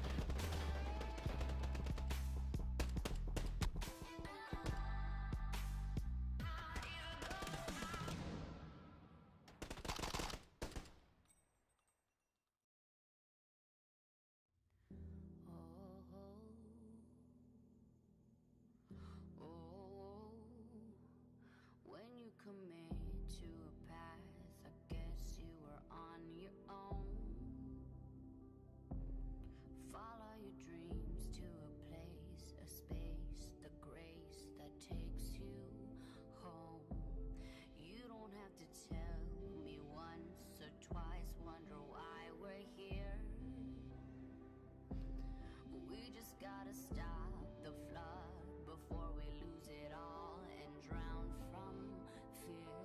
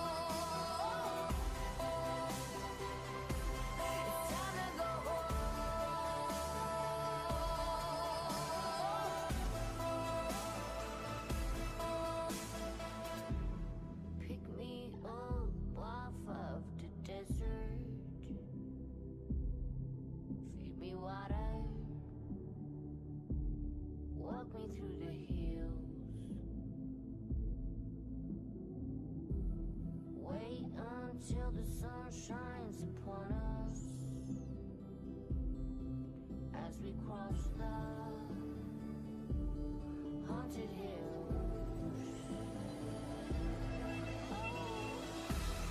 Pick me up off of the desert. Feed me water.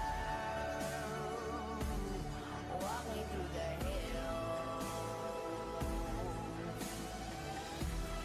Wait until the sun shines upon us as we cross the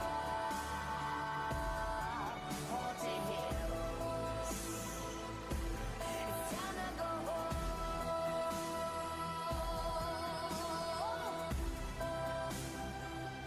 It's time to go home.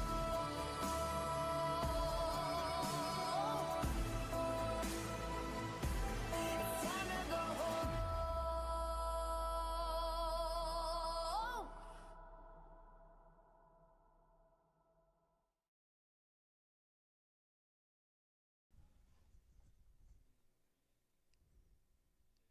Welcome back, everyone, to PUBG Online. Split number 2 EU Showdown Series. Running back here with Hollywood Matt Oakes, a.k.a. Matrim, the man, the myth, the legend.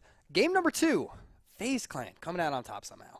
With a strong kill performance there. I mean, that's a statement. Yeah. Coming in first place and netting yourself that many kills, it's just coming in like saying, no, we're coming in. This is halfway through day 1. The rest of this games, we want to come in. We want to come in super strong off of this.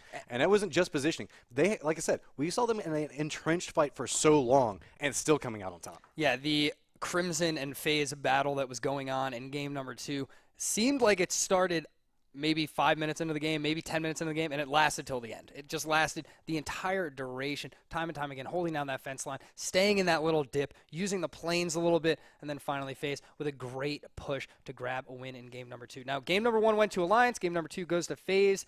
These teams off to a great start. You have to be feeling good right now. You have to be feeling good. It's so important, so vital to start off the season strong, start off the split incredibly strong. These are only 20 games, and that's 2 of them gone already. Well, another team I wanted to quickly hit on before we transitioned off of game 2 was Crimson. Right. Crimson, we were talking about FaZe because they did come out on top of that, but Crimson also performed very well. Remember, they also came into the circle. The way that they came into that trench fight was after clearing Liquid out. Yeah. They forced Liquid out of their position and then forced them into some very hard spots, and then we saw Liquid get taken down early based off of Crimson's influence coming into there, and then immediately jumping down into that same fight with FaZe. So I have to give it to both those teams. They did such a great job in that. They kept going back and forth with each other, but also killing everybody that was around them as well. Everyone. Jempty with 8 kills in that game, which is pretty 2 wild squads. right now. That's And 2 now squads. you see below us here, Jempty has taken over VZ in that number 1 spot. 8 kills just in this last game. He didn't even have any in game number 1. Still has the most kills individually right now so far in split 2. And naturally, that also put FaZe into first place with the most amount of kills,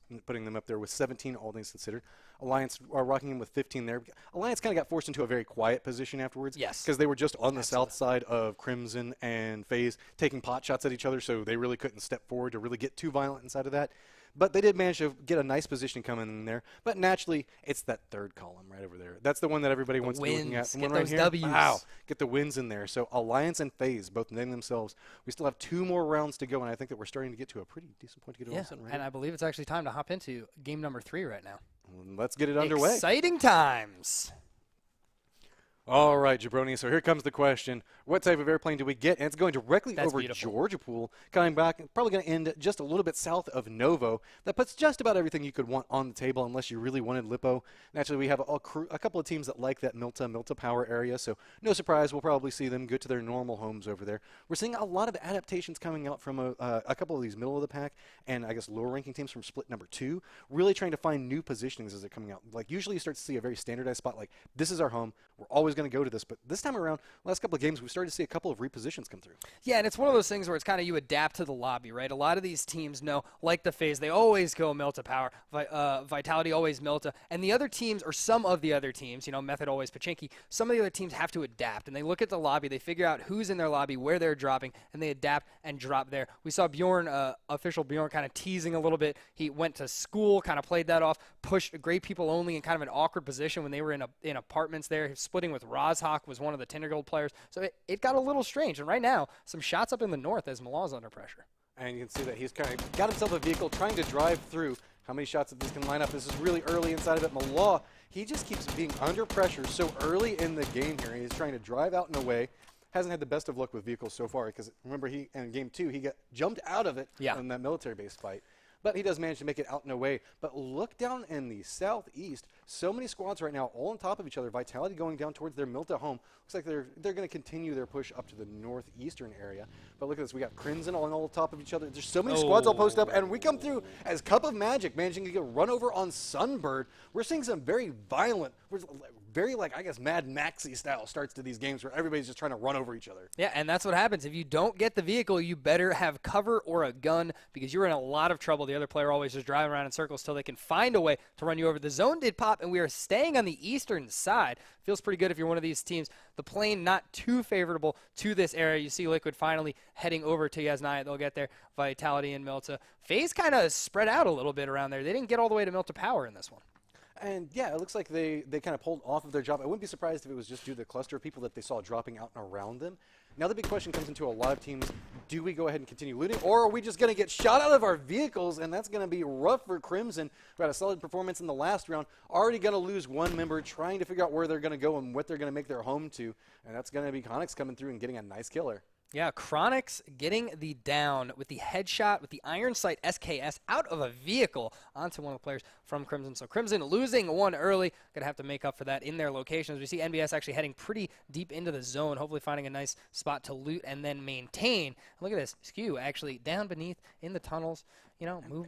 Here we are with great people only, doing something interesting. Everywhere. Drawing the early game's attention here. We don't see too many people come down into shelter because naturally you're kind of surrendering a lot of information gathering at this stage if you come down to this position. But just sending one person over there to really get looted up could be a very strong choice. Interesting to see how they play off of this and how he's going to potentially meet up with the rest of his teammate, as it looks like, I believe they might be making their way over towards Mansion. That's teammate up there. Yeah, Sandfield is up there kind of moving around in the vehicle, driving around. Looks like he stopped at Mansion, kind of getting away as Crimson kind of teasing this area a little bit. And it's actually interesting to talk about Shelter for a second. Shelter in the late game can become so wild as some of the players stay below, some stay above, and then you have to worry about them coming out and finding an angle on you that you were not aware of teams being below you. So it's very stressful. Right now, that's almost center circle, so we may see that possibility in the future. Okay, great people only. They're doing a very interesting split here. So we can see that one's in Shelter. We've got one that's back over towards Lippo. Then just to the west of Shelter, you can see it's going to be Kajuti that's going to be based over there. And then we've got another one that's posted up inside of Mansion. So they've kind of got control over a little bit of, like, I want to say about a fourth of the circle right now. That's so risky. Meanwhile, Official Bjorn looks like he was kind of driving by the school. We always know that that's a hotbed, and he decides, nope, let's not go that way. Loses about, I guess, 2/3 of his life. Retreats back and is going to try to figure out where he wants to go now. As he's going to hop back out, get a little bit of help, and look and see what's happening around him. Yeah, not this time for Bjorn here, as he was in school teasing it a little bit in game number 2. Tried to go back, look for that extra loot, keep the pressure on in that area, but decided, okay, they're shooting at me. I'm going to back off a little bit. Keen making his rotation into zone, trying to get in early right now. Trying to make that move. That's Avangar sending one to find that location. He's going to drive across through a lot of players, so he's done pretty well on his pathing so far. Has not been shot, has not been damaged too much. Going to feel pretty good if he can find a nice home. And that becomes the big question. What home do you want to live in inside of the circle? Because there's a lot of interesting places that you can play. But PUBG is predominantly about decision-making process and how those and reacting to the decisions that you make. Whenever you see something like this, naturally you're going to avoid the northern area of the circle itself. But you're going to want to try to find somewhere that you can play off of and transitions back out of. Speaking of transitioning back out of, we can see that Mumino is playing over in the crates right now. But we do have Diamond Dogs that are going to be posted up on South George, looking like they're going to be netting a lot of the loot in that general vicinity. Mumino is all by his lonesome over there in the crates area. Yeah, so how about this matchup? A question for you. How important is it in day number 1 for these teams, in a lobby that you're going to be playing in for the rest of the split? How important is it for you to cement that looting location so the teams know in the future we're not going to drop there, Diamond Dogs is there. We're not going to drop there, FaZe is there. We're not going to drop there, Liquid is there. It's almost worth a risk. You're kind of playing the long haul inside of this. So right. You want to make sure that you get your territory in the places that you want to play around best. So coming in, getting those control points and saying this is where we're going to play off of is very, very important. Now, the big question comes into it is you have to be very careful about over-committing into it because you still want to make a solid performance. Right. Nobody wants to lose any points too early. So that's why we see a lot of what I like to call hello bullets come into play, where it's just like, hey, I see you over there, taking a couple of pot shots at him, just enough to say, no, you don't come over here, this is our home. But we're actually seeing Zarky get some attention. Now look Love at this it. jabroni. We don't see this happen too often. And Quick Math coming in here, deciding the fact that they're going to go ahead and make a quick loot of Zarky. Well, hey, I mean, it was a good plane path for it, right? And if you know that it's not a common used area for loot for the early farming stage, why not jump down, grab loot early, and then set yourself up so you could rotate very, very soon if the circle was a little bit more friendly. Of course, not that friendly to Zark as we are all the way on the east, so they have a little bit of a rotation ahead of them, team number 5 Quick Math. Well, they do have a little bit of a benefit is they come in the northern part of the circle. They should know that most people are going to probably be coming in from the western area. Meanwhile, our hero from last time that made that push across the military base airport looks like he's getting attention from Crimson again. Looks like this is just a rough life. Great people only, always caught up in these early game skirmishes over here. So we're going to have to see how Kornpaska tries to play his way out of that. He has some loot to work with. Got himself a level 3 backpack. Got himself some ARs to kind of be functional at this point. But he is outnumbered inside of his loot location. This is the risk whenever you do this separated strategy where you try to loot a little bit of everywhere. And especially with great people only separating out into what could be popular locations. Absolutely, and it's kind of a worry here for Crimson because I don't know if Lockwood has any intel on Karan being here. He's kind of looking around, and Karan was actually looking out the windows, kind of teasing it, but he's moving a little bit further to the south. Lockwood just kind of going around looting. It looks like they think they're 100% safe. So this could be dangerous if they run into his path. And it's all going to be about how he chooses to play back out of this. I think that he's making the right call. Just do a full retreat out of the location, push over and through. And you can see that Moleman actually looks like he's going to get rezzed up over there as Keen. We got Mixie that's doing a little bit of a push. Looks like we're having a lot of people kind of getting into a slight skirmish in this general vicinity as there are a lot of long-range shots that are coming through, coming in with a method that's trying to get a res up onto their teammate. You can see Keen way off in the distance over there doing a little bit of a peek right over that hill facing, providing himself a little bit of cover and actually going to get shot from the side, and it's going to be Moleman going down very early. That's already a casualty coming out from Method. As you can see, they're under duress from so many different angles right now. Yeah, it was really unfortunate. You know, they got the res right away. As soon as he stands up, he gets shot again and goes right back down. Then he's down twice, starts losing HP very, very quick. Andy trying to figure out where the shots are coming from exactly so they can take that pressure off, put the pressure on Avangard, keep them away, on great people only, and keep them away. But it did not work out like that. Moleman did go down. Andy now has to be a little bit careful here as he's trying to grab some loot. A lot of damage coming back in as now it looks like Meth is being forced into playing around the shelter area. They might try to regroup and get a little bit more health back up. But Keen being an influencer inside of this is Avengar's just kind of in a position.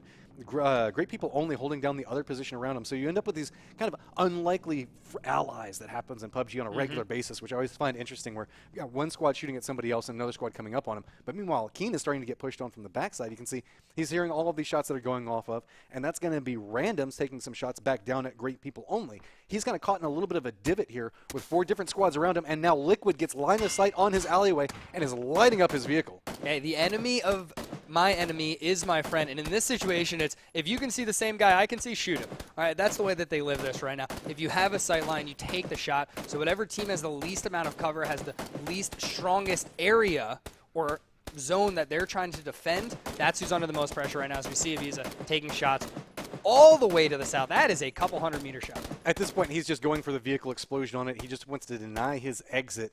He doesn't necessarily know how in dire straits that we can see Keen is. But I think that we're finally starting to see a little bit of a reprieve coming through. No, he still has random that's right back behind him, taking those shots off to the side. Keen doesn't look like he has a helmet as of yet. That's going to be a rough life, so it's going to make it really hard to go for the peaks. But with as loud as this is now going, you can see that random is now posting up going, okay, who is this that's taking shots back down over this direction? Let's see if we can get some line of sight on it. Yeah, exactly. And that's what it is. You see the shots. You see the fire right now of the vehicle. You're like, let's see if we can peek out this guy. He's getting shot from the north. Maybe we have a better angle to pick up this kill, grab these 3 points. A lot of teams moving into center, kind of teasing one another, taking the shots back and forth during the rotation. We see Vitality heading a little bit to the north past Alliance. And, you know, a zone like this, a lot of our teams, or most of our teams, or not, maybe even all of our teams, should be able to get in safely. Well, it all depends on their strategies. Like we're starting to see it used to be everybody went with a very centralized strategy. Now we're seeing a couple of teams play a little bit more edge. These teams that are playing edge and coming in a little bit later, they don't have the chance to necessarily grab as much information. And those are going to be the really risky teams. They're coming in very last second because they could end up having to run through so many different things. As we come over here, Vitality, parking their cars in the garage, making sure that not to run over any teammates, but also trying to make sure that they don't lose any tires early. But I find it interesting. You can see that they're trying to switch him around. Meanwhile, Shiv's coming in. He's like, all right, guys, I'm coming in. You got to get the vehicle repositioned. Perfect timing coming in on one of these, and Shiv just comes strolling in. Look at that. Teamwork makes the dream work right It's the there. good Perfect old timing. Austin Powers stuck in the hallway, back and forth, reverse forward, over and over again. But it's very important because it allows these players to get out very, very quickly, unless this happens. Yeah, he should be able to get this. He can go up on those boxes. You can see it's starting to get a little risky, though. Has he lost traction on the front tires when he tries to turn? The worst part about this is the other vehicles are going to get stuck if he doesn't get it That's out. what I was going to say. He can get it back out. Worst to worst, he has to back out of this. But you had to throw it in being like, oh, yeah, it's like the Austin Powers thing. Yep. Like, I love this. He's like, no, I'm done. I'm not going to back up. I'm not going to go forward anymore. I'm just going to park it like this, turn around, and face it this way. There we go. Back it up. And there we go. There is our early game drama for this round. Parking. Parking with Vitality. Hey, it was, they got the job done, and that's what the board. The new zone pops out, and look at this going south. Wow, that is a bold push to the south. The water's still in Milta. Milta Power barely in. Prison is completely available, so all these teams are going to have to shoot down here and find a location to go. And this could be my worst nightmare because the Lumberyard is in this one. Well, if you're Vitality right now, you have to be super happy because you don't have to reposition your vehicles again. So with this, we got up over here with Havoki, who's doing a push-up in an area we saw in the end of last game. Off on the outside of this, though, you're seeing Tindergold being kind of forced to come in. They're still outside the. I think just on the outside of the blue. Martin's trying to run his way in here under a little bit of fire. They're going to have to hotfoot it because I don't see any vehicles that they have at the direct time. So it looks like they're just trying to take out anybody off in the distance they can, as they have several. I think it's like 2,000 to 3,000 meters that they have to cross. Yeah, this is a brutal circle turn if you're team number 6, Tindergold right now. They have the vehicles, so they'll be able to rotate, maybe holding the eastern side, but a lot of teams, as we see Liquid doing just that, they're going to look for a location, maybe taking the smaller Delta Power area, and Shiv going down for Vitality during rotation. It's like Vitality opted into a reposition, and Shiv just gets taken down there, and that's going to be our guys coming out from Havu. Doing a nice, strong position, holding on top of this hillside. So Vitality pulls back out of this. Looks like they were like, maybe not. Looks like they were going for a position back down to the south. Got a little bit too hot for them, and are they going back to exactly where they just were? I believe so. Not like this, Vitality. Oh, but Official Bjorn's coming up on the outside of this. Looks like he might. Oh, no, he saw them driving in. He's like, nope, not going to be a part of that either. Pulling back out and away. I think really it's going to be all our guys that are in the northern part of that are not inside of the new safe circle yet, how they opt into coming into Exactly. And it's one of those things where you have to make the decision on how safe you are, how deep into the zone you can go. Because a lot of these teams may overcommit. They may try and push too close to center late, and that's where you get yourself into trouble. You're passing too many players. A lot of shots are coming out on you, and that's what you need to worry about. Other teams will just get right just inside the circle. They'll be very patient. Like team number 15 right now, we see Great People Only and their location. Pony Rider and the rest of Team Random grabbing these two buildings right here. This is a great spot, especially for sightlines. And look at how they line up their vehicles. They're firmly aware that somebody's probably going to be in the area right next to them. So they put all of their vehicles on the other side. They're opting to not use the garage, and they're putting them near doorways. So that way, if they need to evacuate very quickly, they can run out, hop inside the vehicle, and then just quickly get out of there. It looks like Bjorn might be pulling his vehicle back just to keep it safe in case somebody does come across that hillside, because that's the risk of it. If anybody crests that hill back behind you. Actually, no. Bjorn's like, hey, let's go down and go exploring. Looks like he's going to be going and checking out the farm area. I don't think that anybody's going to be positioned up, so he should find himself a nice new little farm that he can make his own. Kind of curious to see what he'd plant down there. Yeah, it's just one of those things, you're looking and maybe you don't love your position. You're like, all right, farm may be more advantageous for us moving later in the game. So let's see, is this open? Can we get there? And they use their ADS. They're looking down sight as much as possible, trying to get any scope they possibly can and any information on the farm area, and it looks safe. So they send Bjorn as a little scout on the way there. Now the rest of the team will most likely pull up with him. And you can see that a lot of teams are avoiding that northern section of the circle because, one, it is either a wooded area that they don't necessarily want to participate in, or it's just going to be wide open plains, like, where they're doing a lot of the farming. So it's going to have all the hay and the hay bales. Nobody wants to become part of that. Somebody that we haven't had a chance to follow up with in quite a while is actually going to be Diamond Dogs over here. Remember, we saw them up in the far north earlier, so they made their way back all the way across the island itself, getting a position down here. A lot of teams can like this. Again, it does have those outer walls so you can see what's going on around you. Also does have some water that you could potentially make use of. It does have the boats, but boats aren't going to be too influential with how the circle has positioned itself. Really, you're just trying to get nice, solid sight lines on it. But the big complaint that a lot of players have with it is just based off of how these barns, which are some of the strong buildings are, they face east-west and not north-south. And you really want them to face north-south. Yeah, that's the biggest issue right here is where you have your windows are not where you want your windows, and that's the problem for this location. We see Method up here in a little bit of a fight with team number 7, Crimson Esports, taking some shots back and forth. And if I'm not mistaken, I see one player from House of Nobles. It's Botsman up here, and now he has a lot of pressure from Crimson down below. Oh, he's in that spot. You always know whenever you come into the Wizard Towers, just hiding back in there when you know there's a million people. I like to call this the retreat point because you just come back in. And it gets shot from the side. That's a nice reposition and good game knowledge coming out there as you can start to hear the grenade salvos coming out and through, managing to get away from one of them, opens the door, steps out and through, does manage to avoid it by some miracle of God there. Now he's just forced to watch this opening, seeing if any more grenades are going to come in at him. You can see that the prep is coming out there, but NBS is taking some damage on the outside of it. Look at this. He is surviving through grenade after grenade around. Bullets are coming in from the high ground next to him. He's getting pushed from two different teams that are fighting each other down below him. It's a miracle he's still alive. Yeah, NBS, they're going for the nade through the window and actually gets shot immediately. So his grenade just not hitting where he wanted it to go. He had to duck away as the shots came out from Method there on the western side. They're keeping the pressure on Crimson, kind of just doing whatever they can to really keep this player Botsman from House of Nobles alive. We'll see NBS trying to get another frag in there, seeing what he can do with this one. That one looks pretty good. It got in and it does get the kill. Finally gets him. You can only play hot feet for so long. And finally, Crimson manages to get out and get up on top of this. But again, it's still under fire from Method. Just a nice grenade. Just see it fly into the wall. You know, whenever they open that door, that had to be a very sticky door. Yeah, absolutely. That was a lot of high intense action there. But now the Botsman's dead. Method decides we're going to move towards the center of the zone. The new zone did pop, and it stays to the north, so the water's taken out. Team number 3, Diamond Dogs, they're going to have to move up to the north, and they do have a Nuctive from Avangar very, very close by. And the shots come out, and he goes down. It's Lux Snow grabbing that one. And Avangar is in a rough state, as you can see, way off in the distance over there. Shades got the Dacia up, and is he going to be able to ride it? Yeah, there we go. Manages to pop back down. So now he has to continue on his merry way.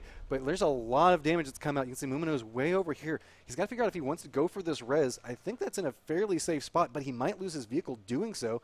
All depending on how Havu is actually watching this. Pulls it back off to the Nice side. parking. I mean, that's next level parking. But the moment he comes in, you can see bullets are coming in. He feels that he has to get this res up. I think that he is the last member that's still capable of moving. So moving back into 2, yeah. You can see that he feels that he has to get this. And it looks like the tires aren't getting taken out. Just it's a hard angle to come through there. So he instantly retreats back. Going to try to provide some level of cover for the car as the healing comes out. Are they just going to – they know that they have to move. They're not inside the safety of the circle. It's going to be kind of hard to back out and away from. Yeah, I think they're in a good position where actually Diamond Dogs are going to be on the move at the same time, so they may be able to hop into the vehicle. But if they kept the pressure on, getting in that Dacia and trying to move from there could have been a huge issue. So Vitality's still in a pretty good position right now. Alliance the same, Method as well, and Crimson all towards the center of the new zone here. A lot of other teams rotating in, trying to find their hold in this new zone. 14 teams, still 49 alive, Match. And it looks like it's going to get pretty bloody pretty quickly as we're going to be going into what is going to be a lumberyard game. So that means that everybody's going to be playing along hillsides, a lot of rock. There's all those trees that kind of break cover pieces as you're moving through. So it's going to be a lot of in and out skirmishes. As we can see, a couple of terrain pieces still going to be in play, are definitely being fought over, are definitely being explored. You can see everybody's just trying to get a feel for where they could potentially go right now. So we're popping over here with Cup of Magic as he's driving through, trying to see, okay, what part of this can we potentially get into? They actually choose to exit out of their vehicles on the outside of the safe circle. And whoa, Cup of Magic almost getting taken out by Uder May Fire. That was close. That was really, really close for Cup of Magic. But this is team number 16. This is Exalt. They just barely kept their spot in Showdown. 16th overall, top 16 made it. It's huge for them to be in this. Of course, they're a great team, and I think they can perform very, very well. So it'll be interesting to see how they play in this stacked lobby. Still alive, holding down the Milta area. They're going to grab that. Moving north from here, though, could be a huge challenge. Well, there's so many squads on the southern part of the circle right now. This is where everybody's opting into playing, and that's how come there's so much damage going back and forth on all of these teams. Nobody's really in that northern area. I think that we had one squad that was up there. You can see that way up. Yeah, well, we've got 2. So we can see that they're playing up around the prison area. So the next circle does pop in, and yes, it stays around Lumberyard. So all these guys around Milta are playing the edge, are going to have to start to make their way one across a field or push right next to some very kill box locations where teams have already posted up at. Yeah, this is very stressful, especially once you get into the Lumberyard. So all these players are going to have to get up there, and then once you get there, it's going to be so many players in such a small area. You can get very, very close to other teams without knowing how close you actually are. Pony Rider looking for some shots. They need to move right to where Alliance is, and trying to get up this hill is going to be brutal. Because it's right along this hillside. You can see that the trees kind of open up in this general vicinity. Just make really solid sightlines for everybody. As Havu looks like they're trying to fight their way off to the side of this, but it's going to be Official Bjorn that goes down in an exchange. And look at this. You can see Lux going down. Ultra Razor's just trying to figure out where he can go, and there's nowhere as he just gets taken down. Yeah, Diamond Dogs losing 2, if I'm not mistaken. I think they only have 1 player left right now. Lions picking up a couple kills. Havu did move into the zone. They left Milta. They found a nice little ridge. They've tossed the smokes. They're trying to stay alive, but they're under a lot of pressure from the south and the east as they take some shots over at Exalt Gaming. Exalt Gaming is doing a good job of trying to gatekeep them in, playing around this rock face. So anybody that steps out, you can see that Habu is just trying to figure out where they can play off of this, trying to get their vehicles in, potentially use those for cover. But off on the outside of this, look, FaZe is just uphill off of this. There's so many different angles that you can get shot from on here, so you have to be very careful about going loud for too long, as people might try to go for a reposition. FaZe right now holds down so much of that area of the circle over there. Havu just getting pressed from so many angles. There's just no safety to be found. Right now they're cowering next to their vehicles, trying to use what smoke that they can, playing in little dips, but they still need to figure out how they can get out of this. They are in the safety of the circle, but they feel so at risk here. They're trying to find somewhere that they think that they can play off of and try to defend. Yeah, one of the best things that could happen here for Havu is this circle to close as some players drive up from Avangard and they take the shots. A lot of damage being put out. That's going to be Shade that just drove right between two members, just driving out and through. Avangard under a world of trouble here as they're getting shot from everywhere. Shade just jumps out, gets some shots back up towards Exalt Gaming, and now put himself in the exact same spot that we just saw Avangard in. Havu in. How is he still alive? And Oder actually went to run him over, but hit a little jump on the way, little flip, and that would be it, if I'm not mistaken, for Avangard. They will go out 14th. Coming in with trying to get a style play in there, hit him off the backside of the tree, coming in to reinforce your buddies, so they're all coming back over there. But we do have Liquid caught into a fight right now. It's going to be over there with Tinder Gold. On the outside of it, it's going to be Havoc, who does get downed off of this. You can see Scoom was playing the forward positions, already gotten knocked over there, so the rest of Liquid wants to come up, trying to get him back up over there. But off in the distance, you can see it's going to be Tinder Gold that does have a nice position as well, waiting for him to come through, trying to use a Bisa as some type of bait. Realize it's not going to happen, so go ahead and get the points off of that, get the kill. So now we've got 2 squads that are running right next to each other within about 150 meters, as you can see, just waiting for them to peek up off the top of this, over here with Sensei Beyond trying to get a shot off. Yeah, and they actually both have kind of similar positions here. They both have the rock face they can kind of play with and use, and they're both just barely inside the zone. As they move up later, it's going to be a problem because they both have to leave this cover. They have to run up with just these trees in the way. So it's very, very strange when you're running uphill. Something you don't have is information. You can't see over. You can't see around the mountain itself. So you really have to keep yourself covered on all angles the best you can. And you can tell by the way that Liquid's playing this, they have a very good idea on where the teams that are around them are at.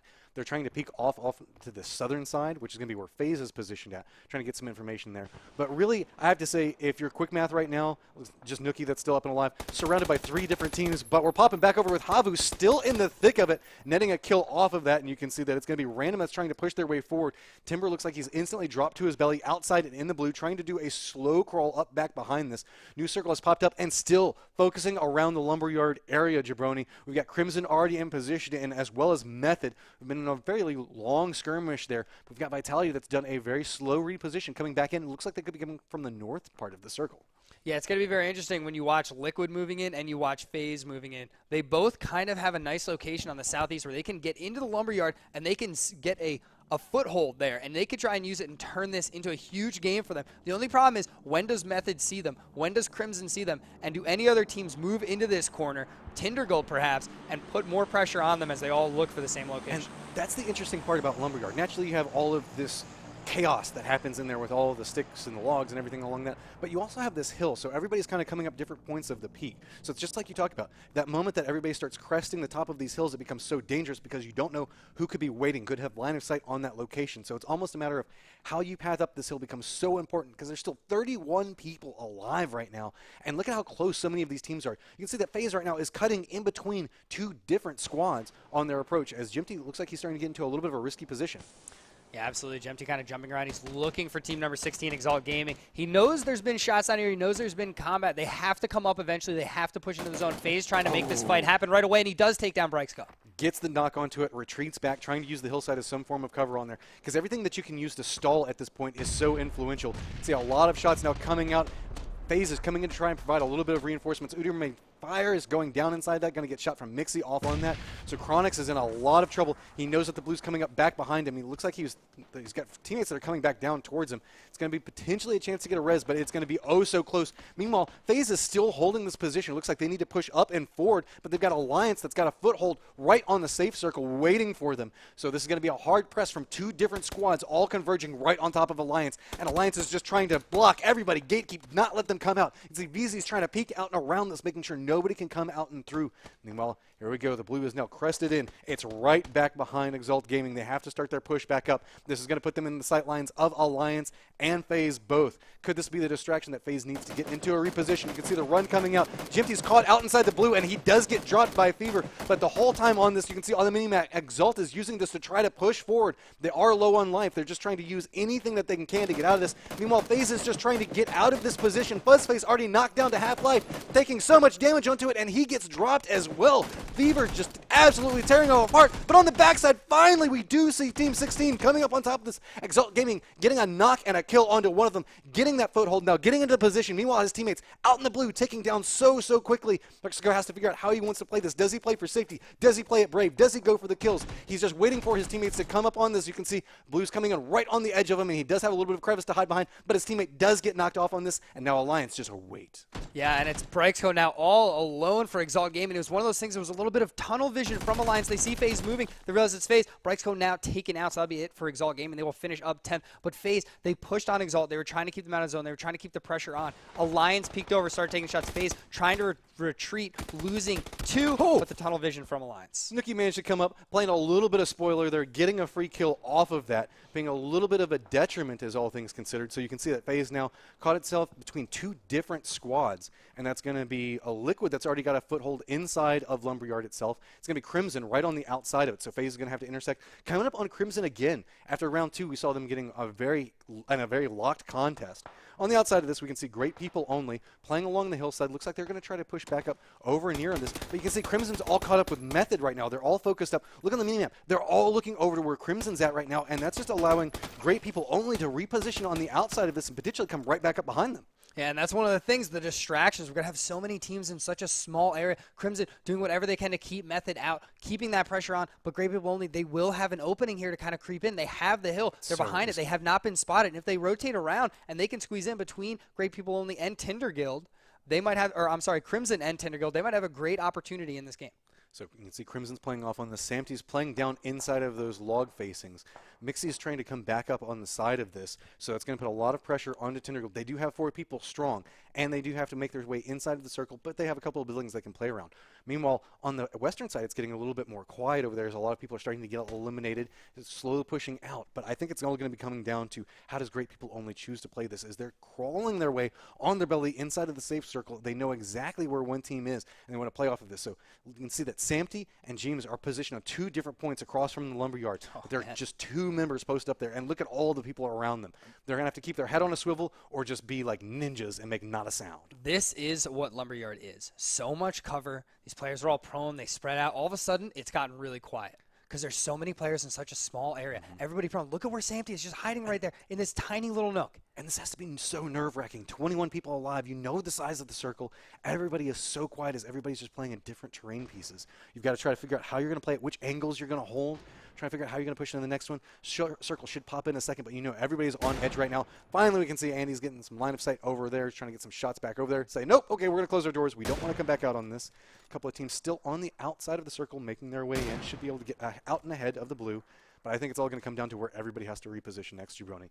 Could be get bloody really, really fast just due to what you're talking about. So many vertical points inside of this. There's so many different angles. Like you can see, everybody's looking across an open field right now to look at another squad. And there are people actually down inside that. Liquid is down right below them. Yeah, the circle right now is almost a bowl. The middle is the lowest point. So everyone on the outside is above. Fake does go down to Araxe from Vitality as they rotate here, trying to move. The zone did go east, though. Oh, and Grenade coming in and popping him over next to his friends there. Vitality getting a little bit of a foothold here. Alliance now also making their way into the circle. That's going to require Method to kind of pull up around, look in different directions. So Vitality knows that they have the hard push here. They're going to have to come out and over. So it looks like they're going to push down around the edge of the circle based off the way Monkey's moving there. Crimson's also in a position. Great People Only waiting right back behind them. So I'm kind of curious to see how this is going to play out. Whenever Crimson has to leave, Great People Only is already set and waiting to flank them. But right as soon as that goes loud, we're going to have to see Tindergold and see how they play off of this. Meanwhile, Mixie, still alive, being that snake, trying to creep up right back behind this and get himself into a decent position. He knows it's popping off right next to him. Yeah, he might just have to snake into the zone. He might be able to hide here on the southern side of these buildings. It's Liquid with the 2 players split in the center. And they're going to have a lot of pressure because when do you stand? When do you stand and fight? Do you stay down while you're in zone and just do absolutely nothing? Well, you got Jones over there. He's not inside safe zone. Right. He has to get up. At this point, I think that you just play for spoiler. You just don't try to give away your teammate's position. You play quiet, and you pray that somebody comes up in front of you, and you just try to annihilate another squad or at least do enough damage to them for them to go out early. And you pray that your teammate just stays quiet and nobody can see him. Meanwhile, Alliance now under fire. It's Vitality and getting some shots over towards them, but you can see that Alliance does get a knockback. As everything's starting to pop off, as it looks like we see our guys getting caught in the skirmish over here, as Crimson is running up into Great People Only. The whole time on this, Tindergold did hear that and is trying to get some shots off in this direction. See Koran Pasca playing off over there. You can see Crimson looks like they're trying to go for a res onto this. It looks like everybody from Great People Only started getting into a fight with Crimson off to the side of it, and then Tindergold came up and started taking pot shots right in the back of him. Koran Pasca has no helmet off of this. Going to have to be very, very quiet. And you can see one of the teammates is trying to crawl forward, get information for him, trying to get some shots for it. So they know the fact that they can't get the res off of it, so at least trying to get something off of this. Lockwood does get res, but he has no life at this point. And so actually, no, he's the one that managed, he did manage to get rezzed off of that. And we can see that off in the distance there, a nice grenade comes out and a couple of shots come through to finish off one person. But everything's starting to get quiet again as everybody's playing these different angles. Yeah, look at Mixie just kind of creeping in. Now, we did lose Vitality there in that rotation. It was a small rotation. Everyone was trying to move in. They were just kind of jammed their way into the zone. But it was Method keeping the pressure on Vitality. They let 2 of their players die to the zone, not giving up the points. And here's Andy and Chris staying here as Jeems does go down to the zone. All right, and that was a tactical decision not to go loud, not to give away any points off of that. Just try to feed information to your teammates. So you see Method in a very precarious spot right now. They know that grenades could do a world of damage to them. So they're trying to play off of this. Sam Team moves into a little bit of a braver position. You can see they're starting to try to see if anybody's going to come up back behind him off of where, I guess, these logging platforms where they have all this posted up at. But, I mean, let's be honest. Tindergold's still up and alive, still got a lot of players going into this. They feel like they're in a strong position. Circle does pop on the other side out and away from them, so they're going to have to bounce from house to house or just go through guns a-blazing. Crimson still also has several members up as well, and they are far closer to the circle. Oh, and the Law steps forward, gets taken down. Mixie's trying to get the shots onto it, but you can see everybody's posting up onto it. He gets 2 of them knocked down. That's huge. So now Taylor has to figure out how he's going to play off of this 8 seconds. He's got to get these rises up. The circle's going to have to come in, but that's going to put them in a weakened position. Now Crimson's trying to push forward. You can see that Ibis is taking a lot of damage off of this. Does get knocked down on the outside as Kornpaska is trying to push forward on top of this.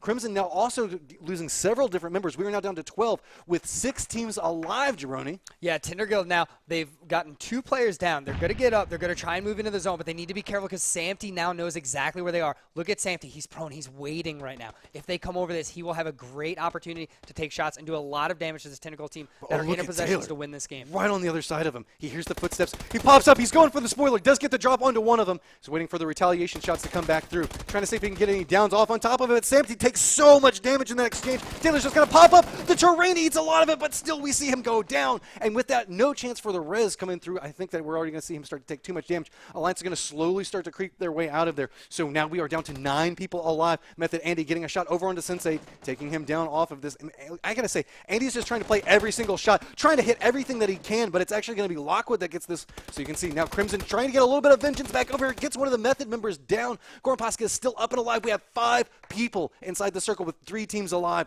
Method Andy bouncing from location to location, knows exactly where NVS is at, waiting for him to peek out of there. Meanwhile, Crimson's going from point to point.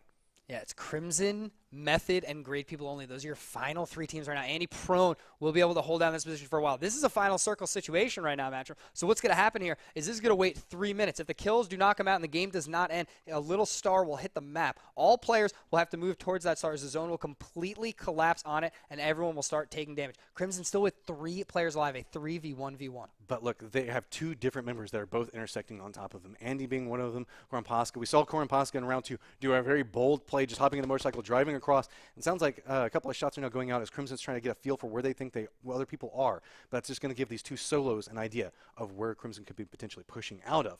Now, the thing about it to note is that from their positioning, neither one of these solo players are looking at each other.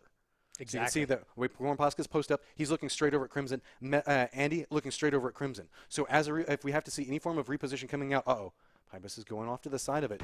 Andy had to have seen that reposition coming out over there. You can see that he is looking this direction as now Pybus is trying to look for anything that he can, trying to see where they're hiding at. Andy's just waiting for him to step out, get a little bit brave, trying to at least negate some of this. And he can see the backpack. Shots are now coming back. Pybus taking a lot of damage on that. It's going to be Andy that comes out better on that return. But now the 3 know where the 1 is. And so he has to play this. But look, he's got so much terrain off to the side. That's why Lumberyard is so risky to take these shots. And Pybus wants to make some type of play off of this. Andy's just trying to hold it, but no shots come off to the side off it. Corn Pasca now sees where NBS is at. He wants to get the shots off onto this as well, as we're trying to see how this is going to play out. It is now a 3v1. Crimson has everything they could possibly want. Corn Pasca doesn't even have a helmet at this point, and he's just trying to play for position. He knows 2 teams are alive actually, he doesn't know 2 teams are alive. He only knows how many people are alive at this point. So he doesn't know it's a 3v1, and that's why he's playing it a little bit safe.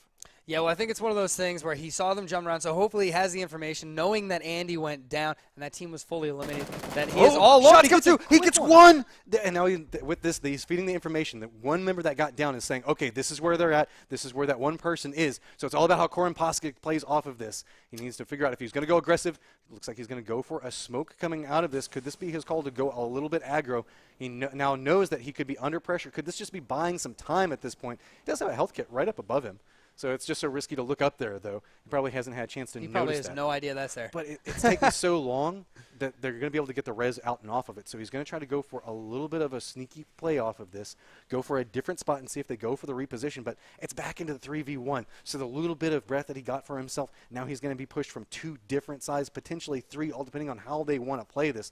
The 3 knows it's just 1 guy left. They know where they got downed at. So now it's just a matter of figuring it out. They're all going to come around the corner at the exact same time, and whoa, just take him down. And so with that, Crimson net themselves first place. That was an exciting little jump out there by Crimson. 5 kills for Crimson there. And I have to say, they were in a situation, they were holding down the Lumberyard very, very early. And we thought about them and Method and Tindergold all having the different locations. And Crimson up in the north were able to hold it off after all those fights, especially with Tindergold pushing over, where we thought that they may lose most, if not all, of their team. Able to pull that off, able to turn that into a huge win in game number 3. And again, this is 2 rounds in a row. We've really seen Crimson perform and come through. We saw them with a nice position coming out in game 2, coming out, netting themselves naturally a win inside of this round. They're coming up and they're trying to make a statement themselves inside this. We've talked about several different teams that are trying to make sure that they get known and come up and through here. Remember, Crimson came in and they were in the 7th place inside of last split. Yep. They've come in the last 2 rounds and really, really performed. Yeah, a 2nd place in game number 2, a 1st place in game number 3. You have to be feeling good. And it's one of those things where it's a best of 20, right? So everyone thinks, okay, we got 20 games, we can make up for this. But it goes by fast. And it's one of those things where if you fall too far behind, all of a sudden you're like, we need to make days up, but we only have 4 days left. So it's one of those things. Crimson has to be feeling really good off of that one, especially Alliance as well, a 1st and a 3rd. A couple of teams really standing out today so far. And it's just like you talk about.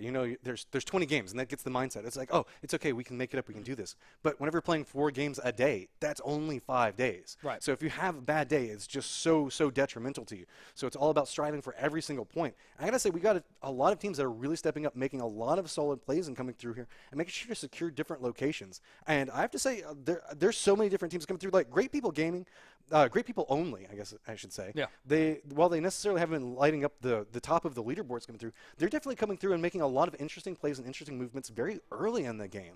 It's kind of interesting to see that we keep dropping in on them and how they're playing through it, because they're kind of making some odd choices and not necessarily playing inside the meta. Yeah, it feels like Great People Only is one of those teams where at the start of the game, when they split loot so far apart, they're everywhere. So if there's a fight, they're a part of it, or they're right next to it, or they're just somewhere in the mix in the early game. Now, that could be a positive where you're getting points early and you're getting kills early. It could also be a huge negative if you're losing players split so far apart. Obviously, not too bad there as they were able to finish up in 2nd place in game number 3. Now, that was game number 3. We have one more game here at twitch.tv/PUBGOnline. This is Split 2. This is the Showdown Series. This is the top 16 teams in our league in EU competing. One more game. We will be right back. Matchroom and Jabroni Mac.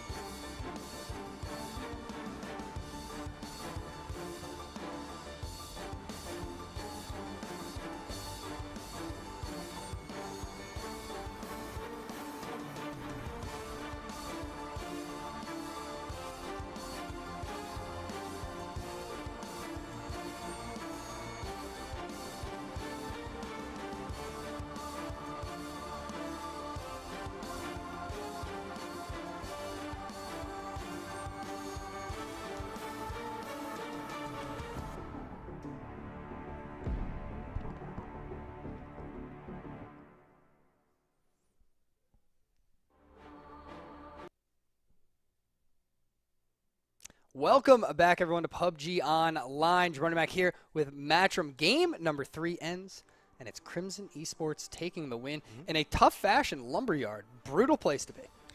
You know, Lumberyard is such an interesting last fight because, as we saw inside of that, there's so many different little pieces that you can play around, and we had so many people like hiding out, just waiting for somebody else to step forward. I mean, we saw a very exciting 3v1 just off of positioning on that. There was a very good chance, while Crimson did have the numbers, they could have caught themselves in a very bad spot if they chose to separate out. Because sometimes you see that whenever like the squad of 3, they're like, oh, hey, we've kind of got control over this. Let's try to claim a little bit more control. And we did see one person get downed off of that, but then just playing a little bit more safe on the backside of it, just not going and executing off of it. Well, it's one of those things, especially in Lumberyard, it's like you know you have a 3v1, right? You see 4 players up, you know you have 2 teammates with you, and it's like, all right, let's find this guy. So everyone jumps around, you're looking for the location, you're trying to spot him so he doesn't get a cheeky down on one of you. But of course, when you're doing that, you're exposing yourself. And that's where the risk comes, and that's when one player was down. But they were able to recover and get the win, and I think that's huge for Crimson moving forward. I think there was a wild game. I think Method did very well there. They were actually in the Lumberyard incredibly early, like very, very early in this game, and they took care of Vitality. There was a lot of pressure coming from them from the southwest, and just that entire time, once you're in that position, at a certain point, it felt like you and I should whisper, right? It was like everyone's just prone, they're quiet. So risky there. So, you know, like, because it just gets so quiet because nobody can have the sightlines. Because additionally, there's all the junk that is inside the Lumberyard. But then there's all of like these hills that come in and crest into it because it's kind of in a valley. And then you have the rocks and the buildings on the outside of it, and then you've got like the Sniper Tower, or Wizard Tower, Harry Potter Tower, whatever you want to call it. It's over there. So everybody had all these different sightlines that came into play. So it always just made it feel like there was nowhere safe to step out. And that's how come you saw so many people holding different angles, going like, okay, they're going to come from here, they're going to come from here, they're going to come from here. Let me try to figure this out. And I have to give it to the players today. There have been some kind of cruel last circles coming through because we in game 1 we saw everybody having to kind of disengage out of a very rough position that was inside of Yasnaya. Right. In game 2 we saw that prolonged trench warfare fight that happened in that wall that's south of military base, and then a straight up Lumberyard, not kind of Lumberyard, straight up Lumberyard fight. Absolutely. But let's hop into our final game of today, a game number 4. We'll have to see how the Plain Gods feel about this one. And it looks like it's not going to be that bad. We're starting up by Zarky once again, up in the northwest, heading southeast down towards Milta and Milta Power. The only thing that kind of gets screwed out of this one is maybe Prim military base on the western side might be a little bit of a fly. Yeah, you're going to have to do a long drop back over there. Maybe if you wanted to go to Severny, you could potentially long drop for it as well, but we don't see too many teams that have really been making Severny a hot spot so far. Right. Not too many teams seem like that's going to be their go-to de facto drop location. Naturally, Georgia Pool, already very popular, and inside of EU, naturally Milta Power, very popular because there's several teams that drop in that vicinity. See, most of the people already bailing out, making some, going towards what they're, I guess at this point, you can't even necessarily say that everybody's got some firm. Some teams do have some firm spots, kind of like what we were talking about at the beginning of the last round. But some of the other teams seem like they're kind of modifying out. Naturally, looks like Liquid has kind of made Yasnaya their home. That's going to be where they're going.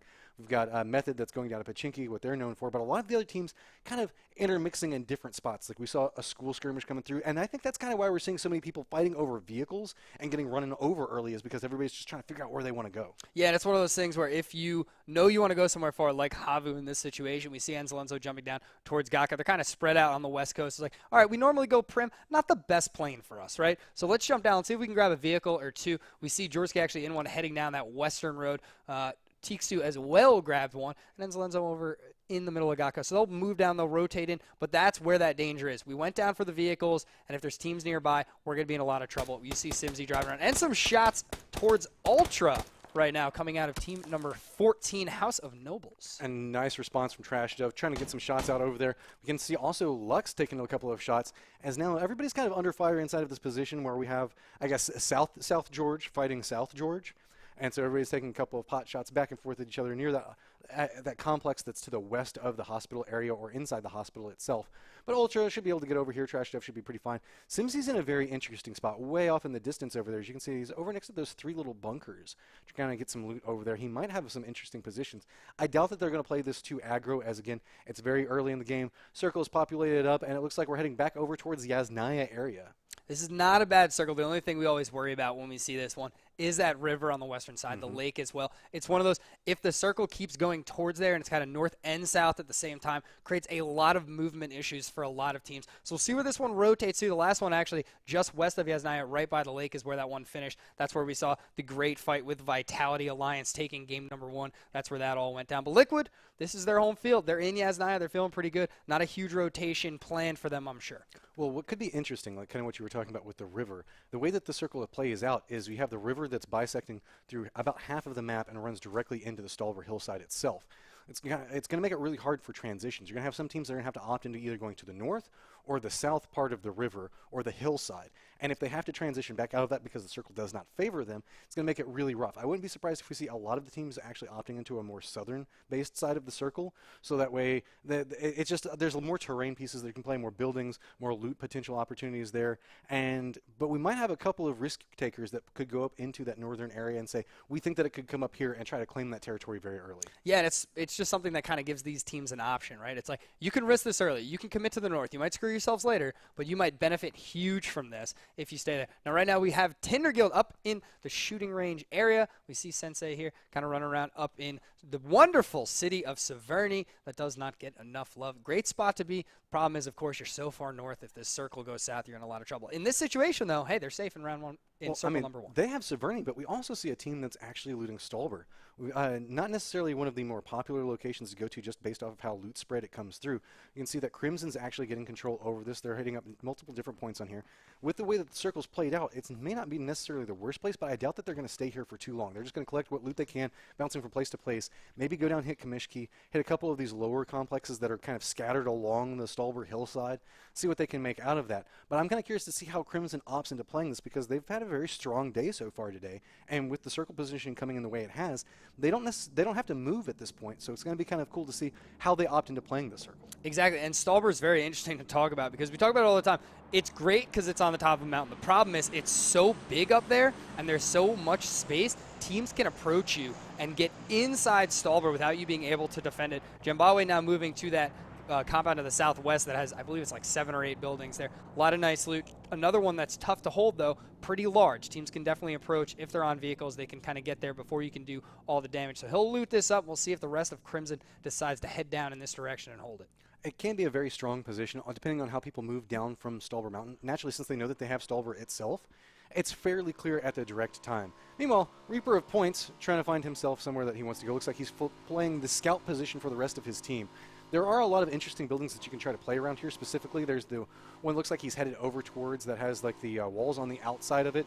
Play off over there. Also, that wizard tower tends to be fairly popular, but I'm going to say, yeah, he's going to lean into this walls if he's going to actually play it. Just, again, we've talked about several different times. Such a strong position to be able to come outside of the building and still have some forms of cover. Yeah, and it's great because it's flat on the outside in every direction. So you can definitely hold that position, take the shots. The only issue, of course, with this circle is if it does go east, they're going to have to either, A, wrap around the lake or go across the bridge there just to the west of ES9, and that could bring a lot of danger to team number 5, Quick Math. But definitely a good, very aggressive spot here that they can hold. And so this comes down into that decision-making process. Like if you actually get some of these position points that are near the river, if teams do actually have to transition either north or south of the river, you can net yourself potentially some kills off of that. So you can see a lot of these little mini bridge camps as you go to these different choke points where the bridges come together or where potentially like the mountain is hard to cross. Because while Stalwart Hillside does have a lot of plateaus and different ways you can go through it, there's some preferred choke points that you can kind of hold and catch because there's preferred paths that a lot of people will take. Well, I'm back over here with Udir Mayfire. He's driving around. Looks like he's still trying to get himself some loot at the direct time. It's going to be for Exalt Gaming, who are, remember, as we go through here, everybody's a number that you see is going to be their positioning from last split. So whenever you come over and you see Team 16, these are the guys that are trying to fight their way up the leaderboard. Vitality in 13th place, who's had a very strong performance today. Definitely not deserving of the 13th spot. Yeah, absolutely. And it's one of those things where you kind of see a lot of these teams in split number 1, they do not feel they finished where they should have been. Vitality, for sure. They finished 13 overall, so they did get top 16. They got into split 2. Now everyone starts with 0. They start off with a huge day. They're a team that thinks they should be winning this entire thing rather than being 13th overall. Definitely a team to keep the eye on. And FaZe to the east, now rotating in. They're on the way. Team number 15 in Lippo. That is great. People only. They're going to have to leave there soon, but they have a nice trip into the zone. You can see that we have Lux. No, it actually pops up over here with Simsy of Doom and Diamond Dogs. Look like they're wanting to hold that cliffside right next to the lake, just to the east of Yasnaya. But remember, we saw Crimson trying to get a little bit of a foothold into this position. So Crimson's taking a couple of shots over towards Lux. Lux is still opting into playing this hillside. Diamond Dog seems like they're really set on this location. Now, it's kind of good because you have a lot of different rocks that you can play off of. Downside of it is you can actually end up with a couple of different flank points that you can't necessarily hold. And you end up with several teams actually holding this location. Meanwhile, Crimson, if they do opt into going to the position, or we see them already kind of having that foothold at, can always be taking pot shots at them. Yeah, absolutely. So a lot of rotations here, a lot of patient teams. Havu taking their time down in the southwest. Just one of those things where does this next circle go? FaZe holding down the coast. Kajudi actually taking a lot of shots, putting Jempty in a dangerous spot. See, FaZe is just cutting right in between Great People Only. They're driving off. Looks like they're going to try to play the eastern part of this circle. But everybody from FaZe just kind of cuts in and through and manages to make sure to use the different hillsides, drive out and away. Looks like they're going to be able to make it, except for Fuzzface, who's going to cut on the other side of them, going over to the western point. Circle is starting to collapse in. This is going to be the forcing everybody to kind of come out and through here. But no surprise, we still a lot of people still playing on that southern part of the circle. Not too many people kind of pushing up to the north. And it looks like Crimson might actually be opting to go very far north, as we can see NBS actually playing way up next to the coastline. Well, I actually really like the rotation here from FaZe. They move on the east coast, and yeah, it got a little dangerous. They were passing teams, and they knew that. But once they get up to the northeast, they're in a good position. Right now, they're pretty much dead middle on the eastern side of the circle. They get to move in. This next circle, they should be able to rotate in great. And if it does go in their favor, they have an opportunity to shoot for the center and make a huge play on a power position in this game. Transitions, especially in competitive PUBG, are so difficult because they're almost a form of mind games. You have to try to figure out where you think people are going to be posting up at, try to position yourself to get a path to get to where somewhere you think that they might not be posted up at, and try to find the path of least resistance based off of how you assume other teams are going to move. And that's why it becomes very, very risky. So whenever you end up just driving through a full squad, that is somewhere that you're not necessarily expecting them to be reacting, and based off of that is oh so influential. And we actually see a down coming out from one of the Liquid members. It's going to be Samty getting taken out, and Simsy of Doom trying to capitalize on this as quick as he can, making sure to come over here, not let the rest of the members of Liquid come over and support this. You can see he's still trying to play it safe, trying to figure out where he's at. Samty being a little bit of a sneaky person over here, trying to crawl out, but I wouldn't be surprised. I don't think anybody from Liquid's going to come over here and support him. At least waste his time for as long as possible. Yeah, it looks like he's definitely out of this one is Samty, and that was a really good push. As soon as they get the down, they were very aggro about it, moving into this position, grabbing the yellow buildings. They're like, hey, we got it down. Let's go take this position from them. Let's hold it down. So he will clean up Samty whenever he finds him, which may be never. This may be great. Samty might die. I think Lux is finally going to see it as he comes over the hillside there. Actually, oh, yeah, there we go. Finally spots it. being a little sneaky there, just trying to buy a little bit of time. Meanwhile, Scoom has to retreat back to a different position. We can see Liquid's kind of spread out at the direct time. Scoom holding one position, Scoom's holding down another one. A beast out there, but that's not going to be what we're talking about. As we can see, we have somebody roll right up into Method, and Andy just takes him down. Yeah, no problem there. Botsman on the rotation is taken out by Method. So we'll get a little loot injection here early in the game to keep them going. They're in the circle. They're feeling pretty good. And the first circle almost closed now. And we'll get our new location on where exactly we need to go as it slowly creeps in. And see, this is kind of one of the odd spots about this. Whenever you're opting into the southern part of the circle, there is a lot of dead open space around Yasnaya, specifically in the hills, those hay bale areas. And that could make it a little bit interesting to see how Liquid plays off of this. But we're seeing everybody now from squad 5, which is going to be quick math. They're finally all starting to regroup at this point that we saw Reaper of Points trying to hold down earlier. But it's going to be a Vingar that's up on the top there, holding down the gas station. So taking a couple of pot shots back and forth at each other. See Vile 250 trying to move his vehicle back over so that way it doesn't lose its tires, try to conserve vehicles, because that's a big part of this. We talk about like burning through ammo, burning through meds, burning through helmets and everything else like that. Losing vehicles this early is also an extreme detriment, because if you end up having to have to push or run from one of these positions, you can find yourself way out in an open spot and just have to trek through a bloodbath. Yeah, absolutely. The utilities are so important. Now, we did see there off screen, Diamond Dogs did lose 2 players to Jambawe of Crimson, able to get the vehicle explo on their rotation. So Simsy down to just 1 teammate, dead center circle. They're going to have to try and hold this one off as a duo for the rest of the game. 15 teams still alive, 55 players still alive. Remember, now we are missing 1 team today due to some traveling. So there's only 15 teams in this lobby, but only 5 players dead so far. I really like that little smooth transition we saw coming out from Shiv, jumping up on the back of the car, getting a little bit more sight, trying to see if he can see anybody that's playing on these lower hills, but dropping back down, getting into another spot. Vitality, as the next circle pop, they've already decided that they're going to go, and it looks like we're moving back up into Stallber.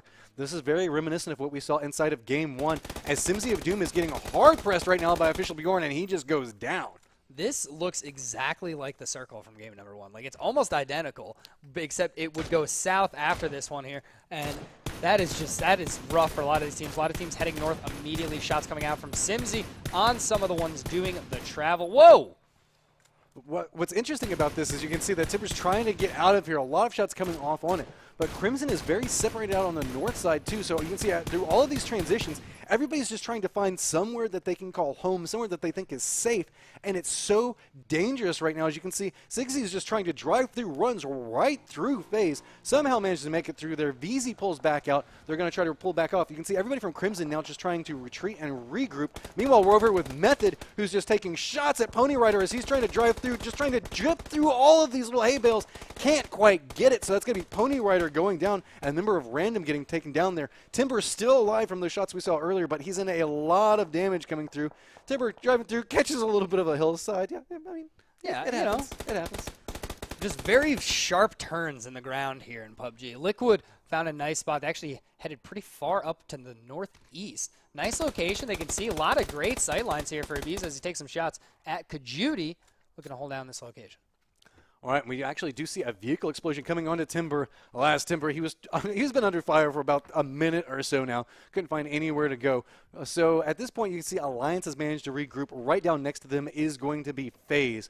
Off to their eastern side is going to be Liquid. The whole time we've got Method just doing a slow trek down in the southern area, trying to gatekeep as best that they can. But it's all going to, everybody's kind of gotten in 10 seconds now. You can see that everybody's been trying to get their foothold inside the circle, but it's taking so long because there's so many little firefights that are happening and forcing everybody to come out. It's now going to be time for this circle to condense down, and we're already moving into what could be another circle directly after this. Absolutely. Method right here, just south of Yasnaya. I like the position, and they're not being aggressive moving into the zone. They're not going for a bold rotation. The zone went incredibly north, and they grabbed the southern part of it. They're like, all right, let's not overextend. Let's not try and pass these other teams. Let's hold down where we are. Let's try and get some kills here early on the other teams rotating, and that's exactly what Method just did. Because it's totally dangerous. Whenever you see 47 people alive, and you have no idea where they're at in the north, just coming in, playing a little bit of edge, finding the territory that you think that you can play off of, is so influential inside of this. You can see Vitality coming in very slowly here, kind of driving out and around.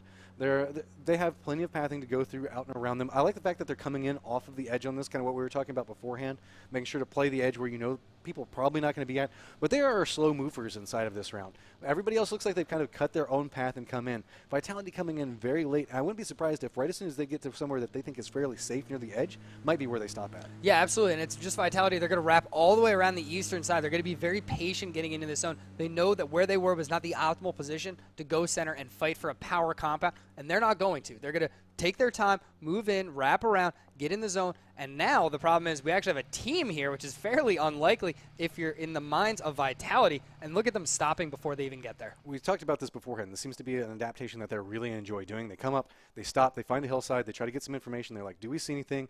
And actually, they see the cars now, and they're like, okay, there is somebody here. Do we want to play this any form of aggressive? Do we take some pot shots? Do we just want to hold this location, or do we want to reposition? You know, that's the conversation that's going through right now. And I think that they're probably just going to wait and see where this next circle pops up, and then that's going to be whenever they decide to go and try to find their new home. Absolutely. We're actually just kind of teasing over. They know players there. They've uncovered the secret. The shots coming out back towards them. New zone almost completely closed. We're going to see where we are going. Jaworski is just in a rough spot right now. He's got FaZe to his north. He's got Method to his south. He's just stuck out in the middle of these hay bales over here. So he's just trying to figure out how he wants to get out and away from this. The rest of his team is off to his east. He's going to hop inside the motorcycle. Looks like he managed to have a little bit of a hillside that he can play through. And always got to make you a little bit nervous when you're driving by a burned out wreck of a vehicle that's going through there. Like, oh, this is safe. This is good. And he's going back to go to his friends, and the next circle pops up. And while he had safety beforehand, now they're like, hey, now we see that motorcycle. Two different squads taking pot shots at him.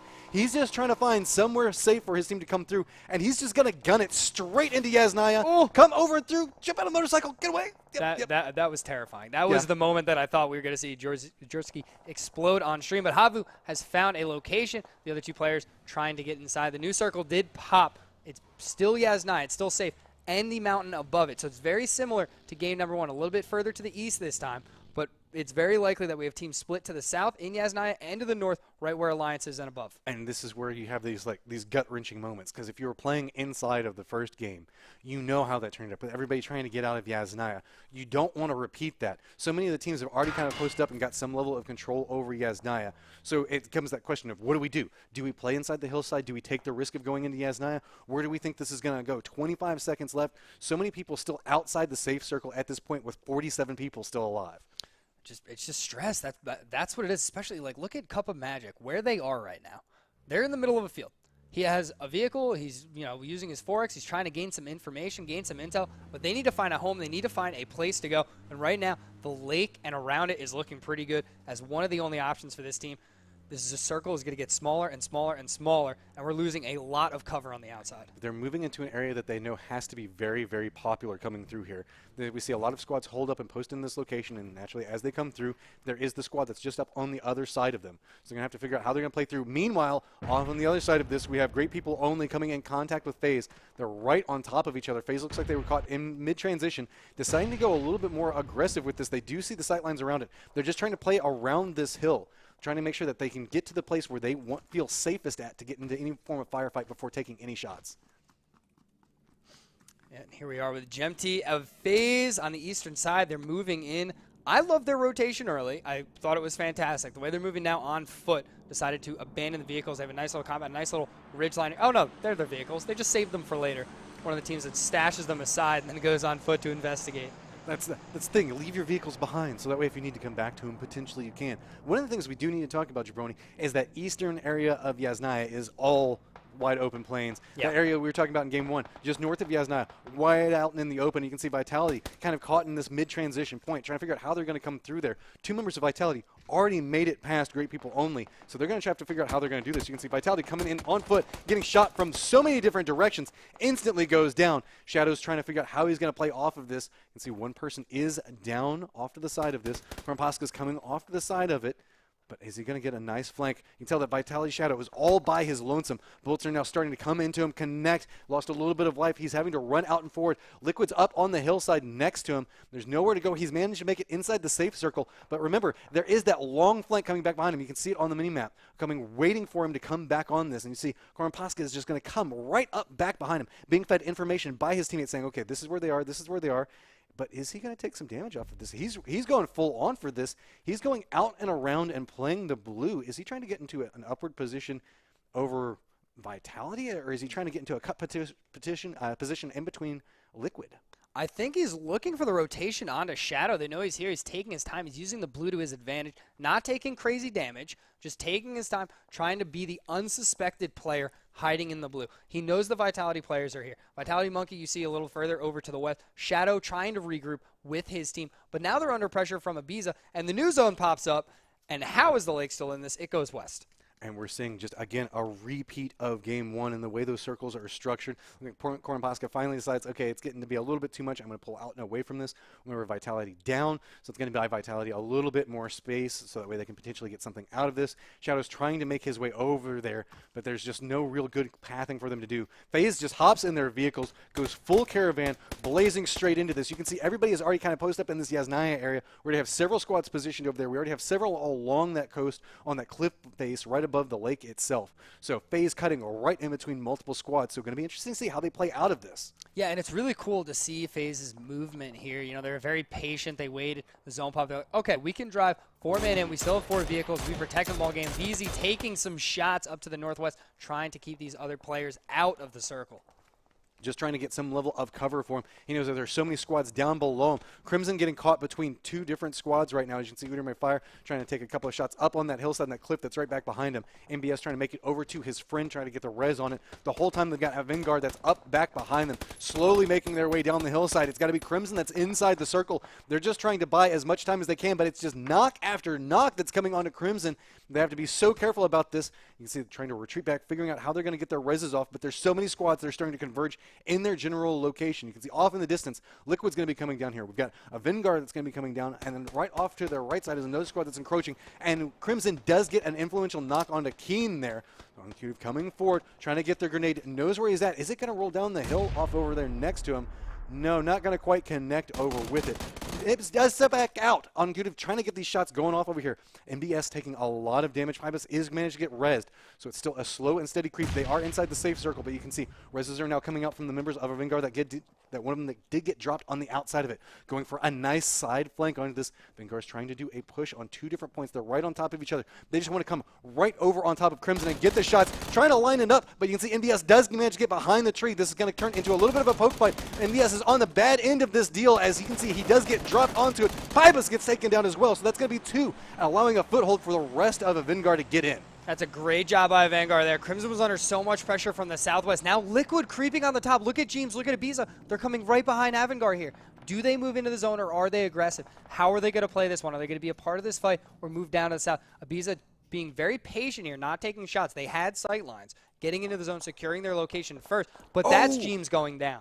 And that's going to be a long shot coming out from Alliance. Vile250 also being pinned back over here. So that's going to put a lot of trouble onto Liquid, as I think they are now down to just 1 member. It's going to be Ibiza that's going to be posted up over here. And that's why they're trying to not go there.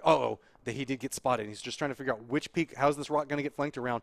He looks like he's choosing to go off of this side, but the flank could come around the other side. Kutiv is trying to play off of these different points, but you can see everybody from a Vanguard swarming into this. They know that there's a player over here. It's all going to be about how clutch can Ibiza be off of these shots. He did see the head off of that. Now he's just got to line it up, and he can't quite secure it. So that's going to be all she wrote for Liquid. Yeah, that is an early exit for Team Liquid in this one. They got so separated there in that game. They were just completely spread out, trying to move around in different locations. Could not get a nice spot, a nice foothold because of this wild circle. Circle about to close. Vitality did get in. Alliance still okay just to their north. Avangard now owns the northern edge of this circle after taking care of Liquid, taking care of Crimson, and look at that circle. If you're in Yasnaya, that is not the circle you wanted to see. Again, we might see some mutually assured destruction fights happening as these guys have to disengage. They've got 1 minute to pull themselves apart, get in fights with 5 different teams, and cross a wide open plain to move up into this general vicinity. And look, squads are already posted up waiting for them. You've got FaZe holding a high ground spot, just looking down at so many different points, just waiting for teams to come up that hill. Yeah, absolutely. Tindergold here still to the east of the lake. They're going to have to move through the rocks. And a ton of shots onto Simsy as he's trying to drive by for Diamond Dogs. He will go down and get killed off. And look at all the gunshots immediately at Tindergold as soon as they did that. And they're just trying to get out of here. You can see all these squads just trying to disengage away from each other. Luxno in a lot of trouble here as he has a squad coming up right next to him. He knows that he has to get out of here. 23 seconds. And look on the mini-map. 4 different squads all stacked right near each other all going to be going for roughly the exact same spot. Lux with some nice shots onto that, doesn't get the down off of it. You can hear the footsteps, assume somebody's over there going for the grenade, but I think it bounced off the outside, catching onto those evil bars. You know, so many people complain about those bars. Yeah, they're the worst. And so now we've got a Method that's posted up right next to him, knows where Lux is, but they have to get out of this fight as well. And we've seen Method getting into some very strong skirmishes into the early game. Way off in the distance, you can see one of the members of Method is posted up. But using this opportunity, Tindergold, here's all these firefights, here's the grenades. It's like, no, we do not want to be a part of this. Let's let this be our opportunity to get out of here. Meanwhile, Havu's coming up back behind this as well.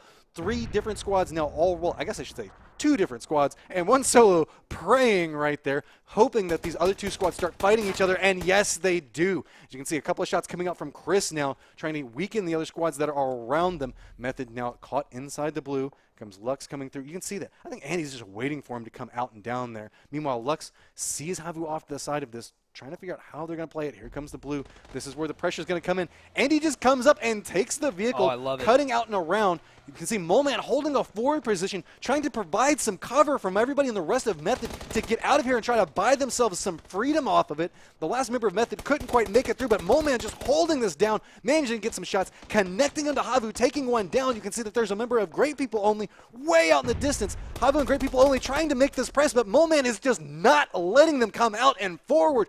2 people already down, finishing off the kill onto 1. Havu is just in a world of hurt here. You can see Jorski wants to come out, but there's just nowhere to go. He's forced into taking the blue. Moleman is just holding this position, playing right in front of it. Lux finally deciding that he wants to try to go out, but bullets are starting to connect back over, and Moleman goes down. Yeah, all of Method actually getting eliminated there. They pushed up onto Tindergold as well. It was such a good play. Moleman did such a good job holding that position, keeping everyone else out, and allowing his teammates to try and get into the circle. Problem is they pushed right on top of Tindergold, and that's where the pressure came out from. Right now, Tindergold lining up with House of Nobles, getting very close to one another in the southwestern side. Very close to each other is an understatement. These guys could essentially high-five each other as close as they are at the direct time. These 2 squads are about 20 meters away from each other. Next circle has popped up, and it is right up next to a Vingar and the few remaining members of Crimson. You can see that also Exalt Gaming does have a foothold inside there. Now these guys that are playing around the lake or that cliff face are going to have to push their way out, and they are right on top of each other. See FaZe getting that little bit of a foothold, playing along the cliff side down there, making sure to get some type of territory, get into a position. But I have to say, Vingar has such a good position that they can play off of. Everybody that has to force their way up there. We talked about how with the Stalber fights, it's really hard to make some types of paths because you can see the way that these cliffs come into play. There's only certain walkways that are quote-unquote usable. And you can see that a lot of these squads are already holding up and getting those points, making sure that nobody can cross. Yeah, it's so important. FaZe under a lot of pressure here, though. A lot of shots coming from the eastern side. It's Vitality taking a ton of shots in their direction. They're in the zone, but they do not have a good foothold in here. Moving from here is going to be very, very difficult if they don't clean up some of these players. Tinderguild on the southwestern side, still with House of Nobles. They both have to run to the zone, and that's going to be FaZe's job to keep those 2 teams out from adding pressure for them. And you can see that there's so many solo players just kind of spread out and around here, just trying to get a feel for what's happening. We've got a Vingar taking some shots back down at Vitality. Monkey runs down the cliffside, falling right up back behind Shadow, but that's going to put them right on top of FaZe, and looks like throwing out some smokes as they do this push forward. Now, looks like they don't know that somebody's posted up here, so they're actually kind of providing cover as it goes through. And look at the bloodbath that's coming out as everybody's just trying to disengage out away from this cliff right on top of the lake. Taylor coming out, one of the few people still on his feet and out and running, but he's going to be running right into where FaZe is waiting for them. See the ducking out, does have a couple of people off to his left side, as it's going to be House of Nobles, do have some members up. Looks like they're trying to potentially go for a res. So one person does go down to the blue. Mobesy's just trying to come out and forward, playing on this very tip of the smoke there. It has now disappeared, so he is all on his lonesome, forced to run out. Taylor's getting shot from so many different angles, and it's actually going to be the play zone that takes him down, not Mobesy managing to get the kill off of that. But now that he's taken some shots, he's just given away his position and gets taken down. Yeah, all of a sudden we're down to 5. It's Vitality and FaZe on the southern side. This is a huge fight for who gets a great position this one. Exalt Gaming still alive. A nice down on a fuzz phase from Araxe. Just coming up right next to him, taking the shots. That's going to require everybody from FaZe to look back over. You can see Araxe is trying to come back on this. It's going to be off to the side on this. Mixie's down on the hillside. So he's going to have to figure out how he's going to come back up off this. Vitality's in this position. They know the fact that whenever they got it down, they didn't see who got. They know he just got down. Didn't instantly drop. FaZe pulls back out and away from this, feeling the fact that they might have the weaker weaker position on side of that. With 3-man strong, Vitality is trying to get some level of control. It's a matter of, are they going to be brave enough to come up and peek over this? Or are they just going to try to hold the terrain? But there's going to be a member of FaZe that does go down, and the second member does get taken as well. Vitality picking up one of those, so that takes us down to 12 alive with 4 teams still up and active. That is huge for Vitality. They're taking out FaZe. They're going to hold down the southern side. Avangar still alive, team number 11. They will have the north. One player from Crimson hiding in the middle of this one, and the last team, a 4-man of Exalt Gaming on the west. You see them, Chronic, Ludo Mayfire, Cup of Magic, and Brexco. They're going to have a nice zone to make a playoff on this one. And now Avangar finally having to give up that high ground position with those rocks in such a strong point. We have one member of Crimson still up and alive, but Exalt Gaming has control over the circle. Falling back up behind that, Vitality still 3 people up and alive. Or they're going to have to make their way a little bit more north as they come through. But it's all going to be about how Avangar comes through here. They do have the sight lines. They can choose to move very late, but it's oh so risky if they do so. And how much damage can this one player from Crimson do right now to Avangar? As they're pushing up, can he get a knock? Can he mess up their fight against Vitality, who will likely get right up against them? This is about 25 seconds left until the blue starts pushing these teams together. The only team that's inside with a good position is Exalt. Avangar and Vitality both need to get closer to one another. And you can see that Exalt holding 4 different viewpoints, technically 3 if you can see the way that they're grouped up there. But the 2 people are posting up and looking different directions on a regular basis, trying to make sure that they catch everybody that comes through. 2 people staying still outside the circle, waiting for people that might be trying to push along the edges. This is a very solid formation coming out from them. It's going to put a lot of pressure on everybody as they do come in, and you can see that everybody's now started to move. Circle is now coming in, and Avangar is trying to figure out how they're going to play this, looking right back down towards Crimson, but Vitality losing 1 member early as Exalt Gaming managed to get them right in the sights. That's going to be 2 going down there, so now Vitality just has 1 member up, and it's going to be Shadow up on the hillside. He's going to have to figure out how he's going to play inside this. It looks like he does manage to get a little bit of himself inside the safe circle, so he's not going to come back down with the rest of his teammates. Avangar just coming down, pushing right in the middle of this. You can see that they hear these shots. They know where they're at, just trying to figure out exactly where they are. I don't think that at this point we still have Crimson that's just letting everybody come up and around him. He's inside of Avangar at the direct time, just being as quiet as humanly possible, just waiting to jump up and take them down.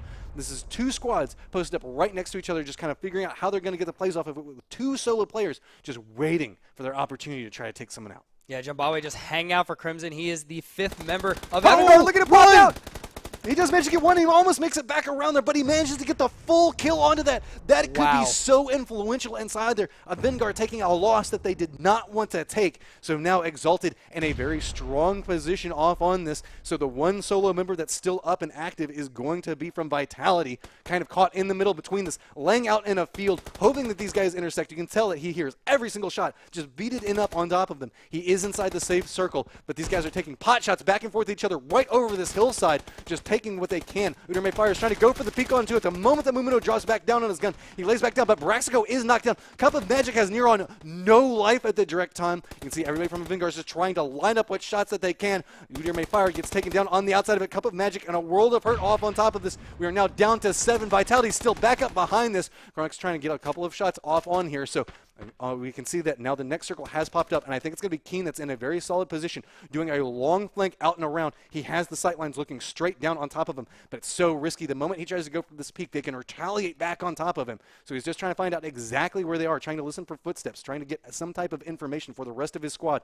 Meanwhile, we still have 1 Vitality member hiding out back behind all of this, just letting it play out 13 seconds before everybody has to move. There we go. Keen does see it, tries to get the shots off, doesn't manage to get the down. That's going to force Chronix to go for a reposition. He slipped back and he fell down. Cup of Magic is all on his lonesome now. You know that they saw that, and Keen had to go, wait, did he fall off of that reposition? Goes for the peek back over, and that's going to be an instant drop and kill. So with that, we have Avangar in first place. They have this position held up, and now Shadow, all by his lonesome, walking into a 3-man squad, trying to see what he can get off of this. He sees all of them, though. He knows that all 3 people have to be up and active. It's going to be interesting to see how Vitality plays this. Shadow's playing this super sneaky. It looks like they don't believe that anybody could have come up back behind them based off the way that they're trying to peek this. So they're just waiting for somebody to lean out. Blue's already starting to tick him for damage. He does manage to get the knock onto one of them, but can't clean them all up. So with that, Avangar gets the win. That was amazing for Avangar. And one of the most beneficial things that happened to this squad in this game, as we see right now, 13 kills. A job very well done. But Vitality, their rotation there, they rotated towards Exalt instead of Avangard. The moment Avangard realized this, that's when the aggression came out. They pushed down, they got involved in the fight, and they started taking their shots and being extra aggressive. And that is huge. That is a huge win for them on a day that they have not been performing at the level that they wanted to be. And, I mean, they came in and they made a statement with the amount of kills that they got there. We have seen some very high kill games coming inside of here. I have to say, kudos to everybody inside of EU for their performances today. That was our last round that we come through here. And I got to say, we saw two fairly similar circles around the Stolbert area. And it was just so interesting to see how each one played out just a little bit differently. And it's just amazing how great some of these teams are at surviving. Like Vitality just being so patient there. See, the Shadow was just playing inside that. He kept seeing these squads interact right on top of the hillside, and he's just waiting for that moment, just watching the kill feed drop and go, okay, this is the moment. Okay, this is the moment I can finally come up and step out and do something. Yeah, exactly. Shadow, very, very patient, grabbing a second place, and that's huge. Vitality could have gone out there in 5th. They were in a position during their rotation. They could have ended that game in 5th place overall. But Shadow knew right away, he's like, we are not in this fight right now. This is not a good fight for us. We are going to lose this fight. I'm going to back off. I'm going to prone. I'm going to take cover. I'm going to take my time. And then the moment I see the opportunity, of course, which was a 3v1 at the end, he's like, all right, I'll try now. But it's great. We saw them get intersected on by several squads. Right. Remember, we saw them have that little bit of a skirmish with FaZe where they lost a member. They were they were definitely on the back foot through all of that and still managed to get themselves into a very solid position, netting themselves a lot of points inside of here. I have to say that we've seen some very cruel circles coming out for the players today. I know I said it inside of Game 3, but I just want to give kudos to them. I love seeing the adaptations come out from players on this, trying to figure out how that they're going to adapt off of the situations that are given to them. That's such a big part of PUBG, and I have to say that so many of the teams just performed so magnificently today. Yeah, it was one of those things where it was the adversity was there. It was, all right, we're going to throw some really rough circles at you, some really tough ones, really brutal, going down to military base. I mean, even that one was just a complete nightmare for a lot of these teams. But you see teams like FaZe and Crimson doing a great job. You see Avangard in this game coming down the hill, making huge plays here. You see right now a couple of the replays will be rolling. It was a wild day for sure, I have to say. Our 4 winners of our 4 games, actually today, nobody won two games, which I love to see, because this should keep everybody pretty close in the leaderboards. Alliance took game number 1, FaZe Clan a game number 2, Crimson Esports game number 3, and Avangard game number 4. And, you know, I'm not surprised at all. So many huge names, so many powerful teams in this lobby for EU. There's going to be a lot coming forward. Now, that, of course, was game number 4. Okay? So let me just give everybody the gist once again. This, of course, is the Showdown Series. This is split number 2 of Season 1. Split number 1 ended. The top 16 teams are now in this lobby. They're competing for $20,000 per region. $20,000 for EU, $20,000 for NA. These same 16 teams will be here every single Monday at the exact same time, 1 p.m. Central Time, to compete in 4 games over the course of 5 weeks. It's a best of 20. At the end, the money will be divided. I think it's the top 5 teams. And it's going to get really intense towards the end. It is always wild to see those teams towards the end make those huge pushes. But, of course, we still have our Contender Series, and that will take place every single Tuesday, where we will have multiple lobbies starting tomorrow. So we have another 32 teams. And you can't forget, if you enjoyed the action that came in today for EU, we have North America that's going to be coming up in about 2 hours. America, that's what I'm talking about. North America, and that is in 2 hours and 45 minutes, yeah. So we will have NA right here on twitch.tv/PUBGOnline. If you have any interest in learning how to join the leagues, how to play, we do run the Open Series 24 hours a day, and you can head over now to play.mainline.gg, our brand new website as of yesterday, to create your team, sign up, and get in the games as soon as possible. Now, Matchroom, I just want to say thank you for joining me. This is EU. You will be here for NA later. Oh, without a doubt. So if you guys, want to come back and see us, we will be live again with NA. I lost the mic. I believe that we did lose mics on that. Can you push that little wire? Can you still hear me? Oh, we lost our headsets there for a second. That was my fault. I He kicked stepped something. on I break kicked things. the wire. That's what It's I all do. right. I mean, I broke it twice before we even started today. But first of all, Matchroom, thank you very much for joining me. It was a pleasure being here with you. I'm excited to cast another 4 games with you. On top of that, everybody, the players, the viewers, the moderators, thank you very much for being a part of today's event. And our production, Sifel and Sap, good job. We got a bunch of cool new stuff going on. So if it's a little buggy, they're just warming up. There's a lot of buttons that do new stuff that they weren't ready for. I love the ticker down at the bottom. Yeah. Makes me happy. Hey, the ticker's cool. There's going to be news in the ticker and stuff. So, a bunch of cool things are happening. I'm very excited for where PUBG Online has gotten to so far. with that, I think that we should go ahead and call it, and we will be back here in just 2 hours and 45 minutes for North America. Hope to see you guys then.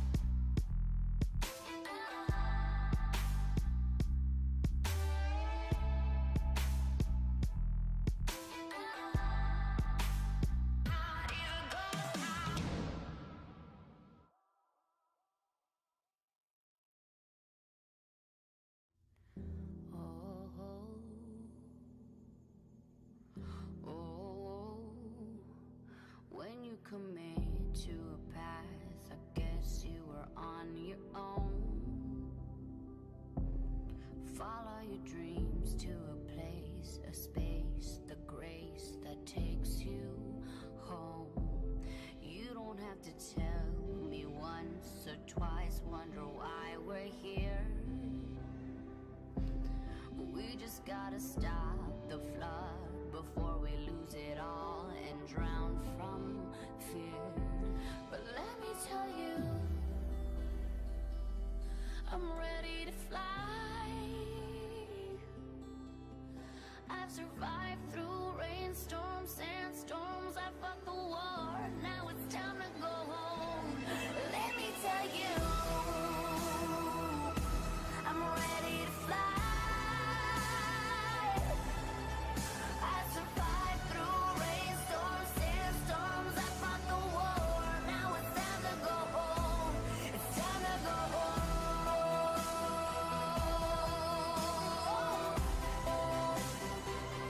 It's time to go home.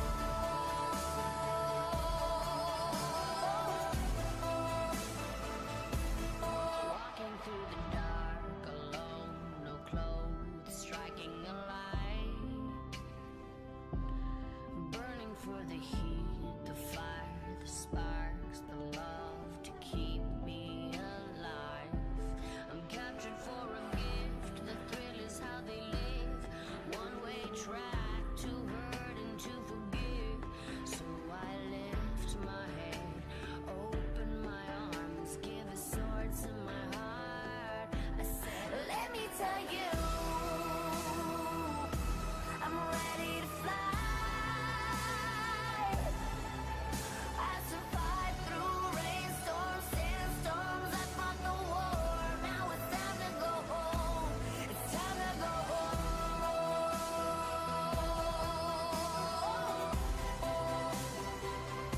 It's time to go home.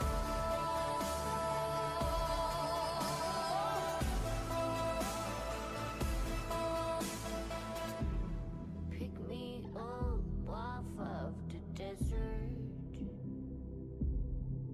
Feed me water. Walk me through the hills. Wait until the sun shines upon us as we cross the haunted hills. Pick me up off of the desert. Feed me water. Walk me through the hills. Wait until the sun shines upon us as we cross the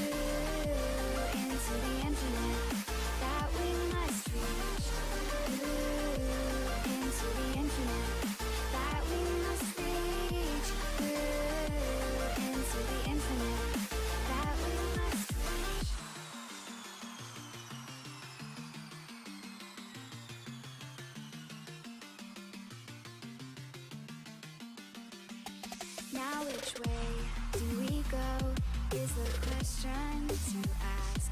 There are so many choices that it's hard not to look past. What is real and what is fake, and the risk we have to take. Will we know what is throwing off our balance? We're trying to find ourselves without the defining words.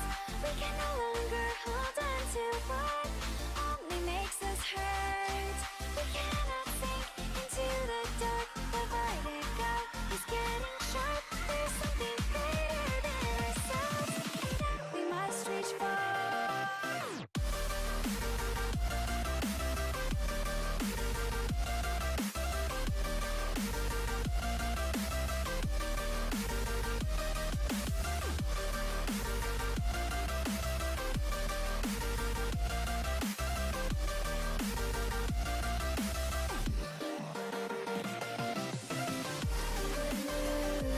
Into the infinite that we must reach. Into the infinite that we must reach. Into the infinite that we must reach.